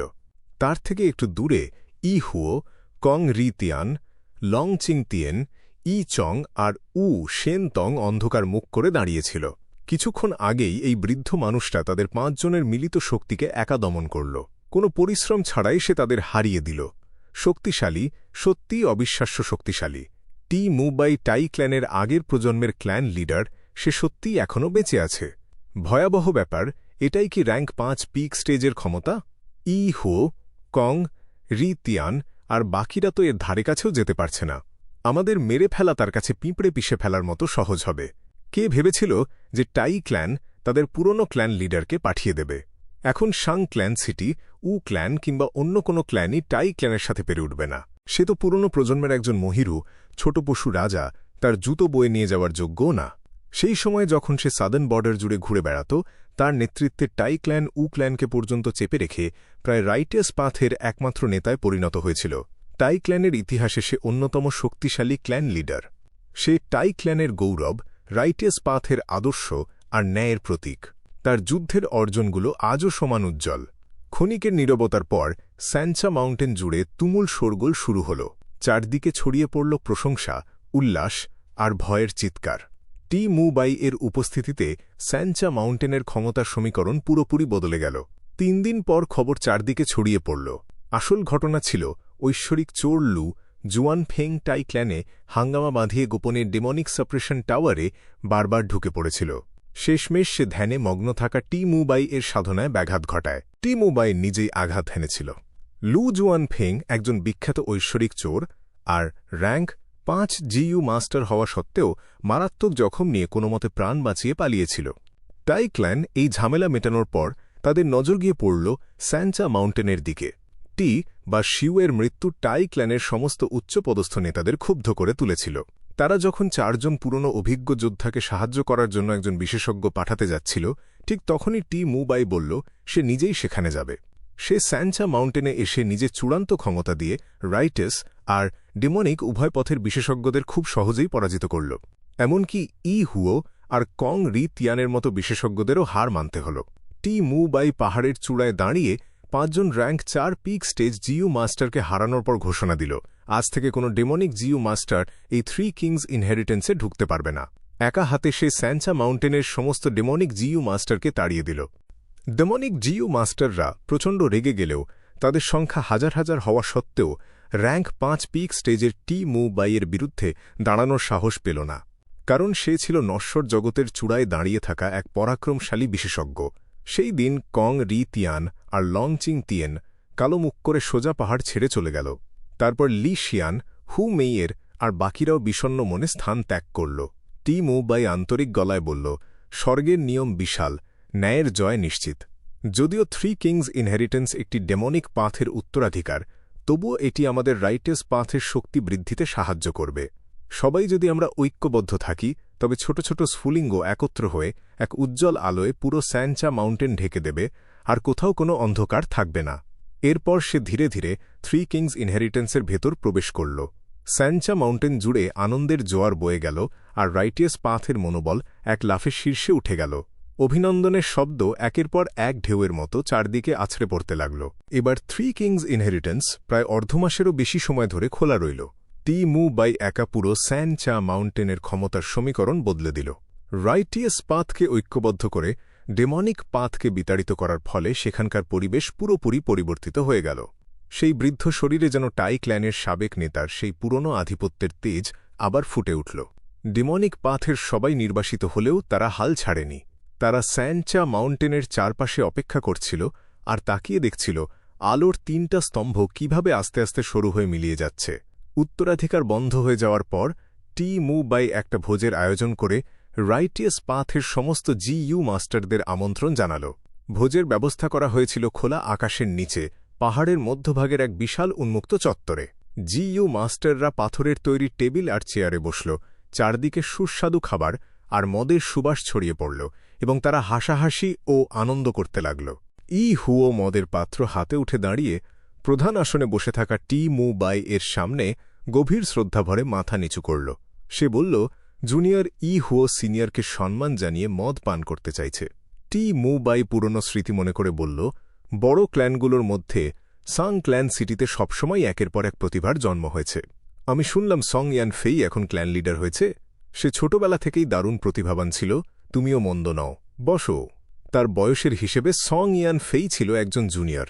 টি মু বাই এর র্যাঙ্ক 5 পিক স্টেজ সাধনার সামনে সং ইয়ান ফেই এর মতো অসাধারণ প্রতিভাধরও পিছিয়ে ছিল। ই হুও মনে মনে দীর্ঘশ্বাস ফেলে মাথা নেড়ে আস্তে করে বসে পড়ল। টি মু বাই এর আগমনে স্যাঞ্চা মাউন্টেন শাসন করার তার সব পরিকল্পনা শুরুতেই ধূলিসাৎ হয়ে গিয়েছিল। সে এই পুরনো প্রজন্মের বিশেষজ্ঞের সাথে কোনোভাবেই পাল্লা দিতে পারছিল না। প্রতিদ্বন্দ্বিতা করার মতো কোনো সুযোগই তার ছিল না। ই ক্ল্যানের প্রবীণ সদস্য ই চংয়ের স্বভাব ছিল খুব বদমেজাজি, কিন্তু টি মু বাইয়ের সামনে সে একজন বাধ্য নাতির মতো আচরণ করে বলল, সাবেক ক্ল্যান লিডার টি, ই ক্ল্যানের পক্ষ থেকে আমি আপনার নির্জন সাধনা থেকে ফিরে আসার জন্য শুভকামনা জানাচ্ছি। জিইউ ইমর্টালরা সবসময় আড়ালে থাকে, আর সাধারণ মানুষ খুব কমই তাদের দেখতে পায়। বেশিরভাগ মানুষের কাছে র্যাঙ্ক 4 জিইউ মাস্টাররা ছিল সামন্ত প্রভুর মতো, আর র্যাঙ্ক 5 জিইউ মাস্টাররা ছিল নশ্বর জগতের চূড়ায় থাকা সম্রাটের মতো। টি মু বাই এর এখানে আসাটা ছিল যেন এক সম্রাটের পরিদর্শনে আসা, তাই এই সামন্ত প্রভুরা মাথা ঝুঁকিয়ে সম্রাটের আনুগত্য স্বীকার করতে বাধ্য হচ্ছিল। উ শেন তং গম্ভীর মুখে বলল, সাবেক ক্ল্যান লিডারটি, আপনি আমাদের সাদার্ন বর্ডারের রাইটিয়াস পাথের গৌরব আর আগের মতোই অপরাজেয়। শুধু একটা কথায় আপনি সমস্ত ডেমনিক কুলাঙ্গারদের অসহায়ভাবে পিছু হটতে বাধ্য করলেন, যা দেখে আমরা জুনিয়ররা শ্রদ্ধায় মাথা নত করছি। দুর্ভাগ্যবশত সেই ছোট কুলাঙ্গার গু ইউএ ফ্যাংঝেং খুব দ্রুত পালিয়ে গেল। আপনি আসার কয়েকদিন আগেই সে স্যান চা মাউন্টেন ছেড়ে ভেগে গেছে। টি মু বাই কোনো রাগ না দেখিয়ে শান্তভাবে মৃদু হাসল। বলল, তুমি ছোট পশু রাজার কথা বলছ, তাই না? সে আবার বলতে লাগল, এই ছেলেটা সত্যিই অসাধারণ। আমি শুনেছি তার অর্জনগুলো বেশ চমকপ্রদ। সে একা কঠোর পরিশ্রম করে শূন্য থেকে শুরু করেছিল এবং খুব দ্রুত ডেমনিক পাথের এক উজ্জ্বল নক্ষত্রে পরিণত হয়েছে। দেখে মনে হয় সে আবেগপ্রবণ আর অযৌক্তিক, কিন্তু সে প্রতিটি পদক্ষেপ নিখুঁত পরিকল্পনার সাথে ফেলে এবং চাল চালতে খুব ওস্তাদ। টাই ক্ল্যানের কয়েকজন তরুণ যে তার হাতে মারা গেল তা এমনি এমনি ঘটেনি। তার কথাগুলো উপস্থিত সবাইকে হতবাক করে দিল। যে শত্রু তাদের পরিবারের এত বড় ক্ষতি করল আর বংশের মর্যাদায় আঘাত হানল, সেই টাই ক্ল্যানের সাবেক নেতা সবার সামনে তার শত্রুর প্রশংসা করছে। উ শেন তং মনে মনে অবাক হল। ভাবল, টাই ক্ল্যানের এই সাবেক নেতার ব্যাপারে শোনা যেত তার মেজাজ খুব উগ্র আর সে অন্যায় একদম সহ্য করতে পারে না। তবে তাকে গুজবের মতো না লেগে এতটা মার্জিত আর অপমানে নির্বিকার লাগছে কেন? সে কিছু একটা বলতে যাচ্ছিল, ঠিক তখনই টি মু বাই এর চোখের দিকে তাকাল। সেই চোখে ছিল বহু যুগের অভিজ্ঞতা আর এক অতল গভীরতা, যা দেখে মনে হচ্ছিল এই নশ্বর জগতের সমস্ত জ্ঞান সে আয়ত্ত করে ফেলেছে। শেন তং সাথে সাথে বুঝতে পারল তার ভেতরের সমস্ত কূটকৌশল ধরা পড়ে গেছে। তার শরীর বেয়ে ঠান্ডা ঘাম ঝরতে লাগল আর কথা বলা কঠিন হয়ে উঠল। টি মু বাই চারদিকে তাকিয়ে মৃদু হেসে ধীরে ধীরে বলল, তোমাদের কি অদ্ভুত লাগছে? কেন আমি, যাকে টাই ক্ল্যানের গৌরব বলা হয়, টাই ক্ল্যানের চিরশত্রুর প্রকাশ্যে প্রশংসা করছি? সে একটু হেসে বলল, শত্রুর প্রশংসা করলে শত্রুর মর্যাদা বাড়ে আর নিজের মনোবল কমে, এটা সবাই ভাবে। কিন্তু সত্যি বলতে, যারা সংকল্পে অটল তাদের মনোবল কি কয়েকটা কথায় ভেঙে যেতে পারে? নিজের শত্রুকে সম্মান দিলে তুমি তার শক্তিগুলো চিনতে পারবে এবং নিজের দুর্বলতাগুলো সম্পর্কে সতর্ক হতে পারবে। ফলে তুমি শত্রুকে আরও গুরুত্ব সহকারে মোকাবিলা করতে পারবে। তোমার বুদ্ধিকে কখনো ঘৃণার দ্বারা অন্ধ হতে দিও না। টি মু বাইয়ের পেছনে দাঁড়িয়ে থাকা টাই রুওনান এই কথাগুলো শুনে কেঁপে উঠল। সে বুঝতে পারল পুরনো ক্ল্যান লিডার টি মু বাই এই কথাগুলো মূলত তাকে বোঝানোর জন্যই বলছিল। উত্তরাধিকার থেকে বের হওয়ার পর টি মু বাই সবসময় তাকে পথ দেখাচ্ছিল। সে টাই রুওনানকে মেটাল পাথ এর জিইউ ওয়ার্মস দিয়েছিল, সেগুলো ব্যবহারের অভিজ্ঞতা শিখিয়েছিল এবং বাইরের জগতের নানা জ্ঞান দান করছিল। নিজের বুদ্ধিকে কখনো ঘৃণার দ্বারা অন্ধ হতে দিও না, শত্রুকে সম্মান দাও। টাই রুওনান এই কথাগুলো নিয়ে গভীরভাবে ভাবতে লাগল। টি মু বাই হঠাৎ তাকে ডেকে বলল, রুওনান, ফ্যাং ইউনের ব্যাপারে তোমার কি মনে হয়? টাই রুওনান এক পা এগিয়ে এসে বলল, হ্যাঁ, যদিও আমি তাকে প্রচণ্ড ঘৃণা করি, তবুও আমাকে স্বীকার করতেই হবে ফ্যাং ইউন অত্যন্ত দক্ষ। তার ঝুঁকি নেওয়ার সাহস আছে এবং সে সব সময় নিখুঁত পরিকল্পনার সাথে এগোয়। সে যদিও একজন স্ট্রেংথ পাথ জিইউ মাস্টার, তবুও নিশ্চিতভাবেই তার কাছে অসাধারণ কোনো অনুসন্ধানী পদ্ধতি আছে। আমরা যখন আসছিলাম তখন সে যেভাবে আমাদের পথ আটকে দিল তা দেখলেই এটা বোঝা যায়। সে আবার বলল, প্রবীণ টি বা শিউ আর আমি যে পথটা বেছে নিয়েছিলাম সেটা ছিল অত্যন্ত গোপন। আমরা সবাইকে ধোঁকা দিতে পেরেছিলাম, কিন্তু শুধু ফ্যাং ইউএন তা টের পেয়ে সঠিক জায়গায় আমাদের রুখে দিয়েছিল। ক্ল্যান লিডার, আপনি গোপনে স্যানচা মাউন্টেনে এসেছিলেন আর কেউ সেটা জানত না, কিন্তু শুধু ফ্যাং ইউএন আগেই টের পেয়ে পালিয়ে গেল। ছোট পশু রাজাকে হয়তো সবসময় সামনের সারিতে দেখা যায়, কিন্তু সে নিজেকে অত্যন্ত গোপনে লুকিয়ে রাখে এবং তাকে কোনোভাবেই অবহেলা করার মতো মানুষ সে নয়। টি মু বাই প্রশংসার দৃষ্টিতে তাকিয়ে মাথা নেড়ে বলল, চমৎকার, দারুণ বিশ্লেষণ। সে বলতে লাগল, এই পৃথিবীতে জীবনের চেয়েও মূল্যবান একটা জিনিস আছে, সেটা হলো গৌরব। বহুকাল আগে রেনজুয়ের বড় ছেলে ভার্ড্যান্ড গ্রেটসান গৌরবের পেছনে ছুটতে গিয়েই নিজের জীবন দিয়েছিল। সে টাই রুওনানের দিকে তাকিয়ে বলল, রুওনান, এই ফ্যাং ইউএন তোমার জন্য একটা পরীক্ষা। তাকে বন্দী করো অথবা হত্যা করো, তোমার গ্লানি মুছে ফেলে এমন এক গৌরব অর্জন করো যা একান্তই তোমার হবে। অনেকেই আমাকে টাই ক্ল্যানের গৌরব বলে, কিন্তু আমি বলবো টাই ক্ল্যানের গৌরব শুধু আমি একা নই, বরং তোমরাই সেই গৌরব যারা প্রজন্মের পর প্রজন্ম ধরে ন্যায়ের পক্ষে দাঁড়িয়েছ। টি মু বাই কথাগুলো বলার সময় উপস্থিত সবার দিকে তাকাল। তার কণ্ঠে ফুটে উঠল পুরনো দিনের সেই তেজ। সে বলল, একইভাবে রাইটেস পাথের গৌরব রক্ষা করা আমাদের প্রত্যেকের দায়িত্ব। এসো, সবাই এই পাত্রের মদ পান করে সারা পৃথিবীতে ন্যায়ের আলো ছড়িয়ে দাও। সূর্যের এই উজ্জ্বল কিরণ যেন সব অন্ধকার দূর করে দেয়, আর ডেমনিক পাথ চিরতরে নিশ্চিহ্ন হয়ে যায়। অন্ধকার দূর হোক, ডেমনিক পাথ চিরতরে ধ্বংস হোক। রাইটাস পাথের সমস্ত জিও মাস্টাররা একসাথে মদের পাত্র তুলে ধরে গর্জন করে উঠল। তাদের সেই বজ্রকণ্ঠের চিৎকার বহুদূর পর্যন্ত ছড়িয়ে পড়ল, যা শুনে দূর থেকে ডেমনিক পাথের অগণিত মানুষের মুখ ভয়ে ফ্যাকাসে হয়ে গেল। সর্বনাশ! এই টি মুবাই, টাইক্ল্যানের গৌরব, সময়ও তার উজ্জ্বলতাকে ম্লান করতে পারল না। সত্যিই এক ভয়ঙ্কর ব্যক্তিত্ব। সে সূর্যের মতো জ্বলজ্বল করছে। তার নির্জন সাধনা থেকে ফিরে আসা আমাদের ডেমনিক পাথের জন্য চরম দুর্ভাগ্য বয়ে নিয়ে এল।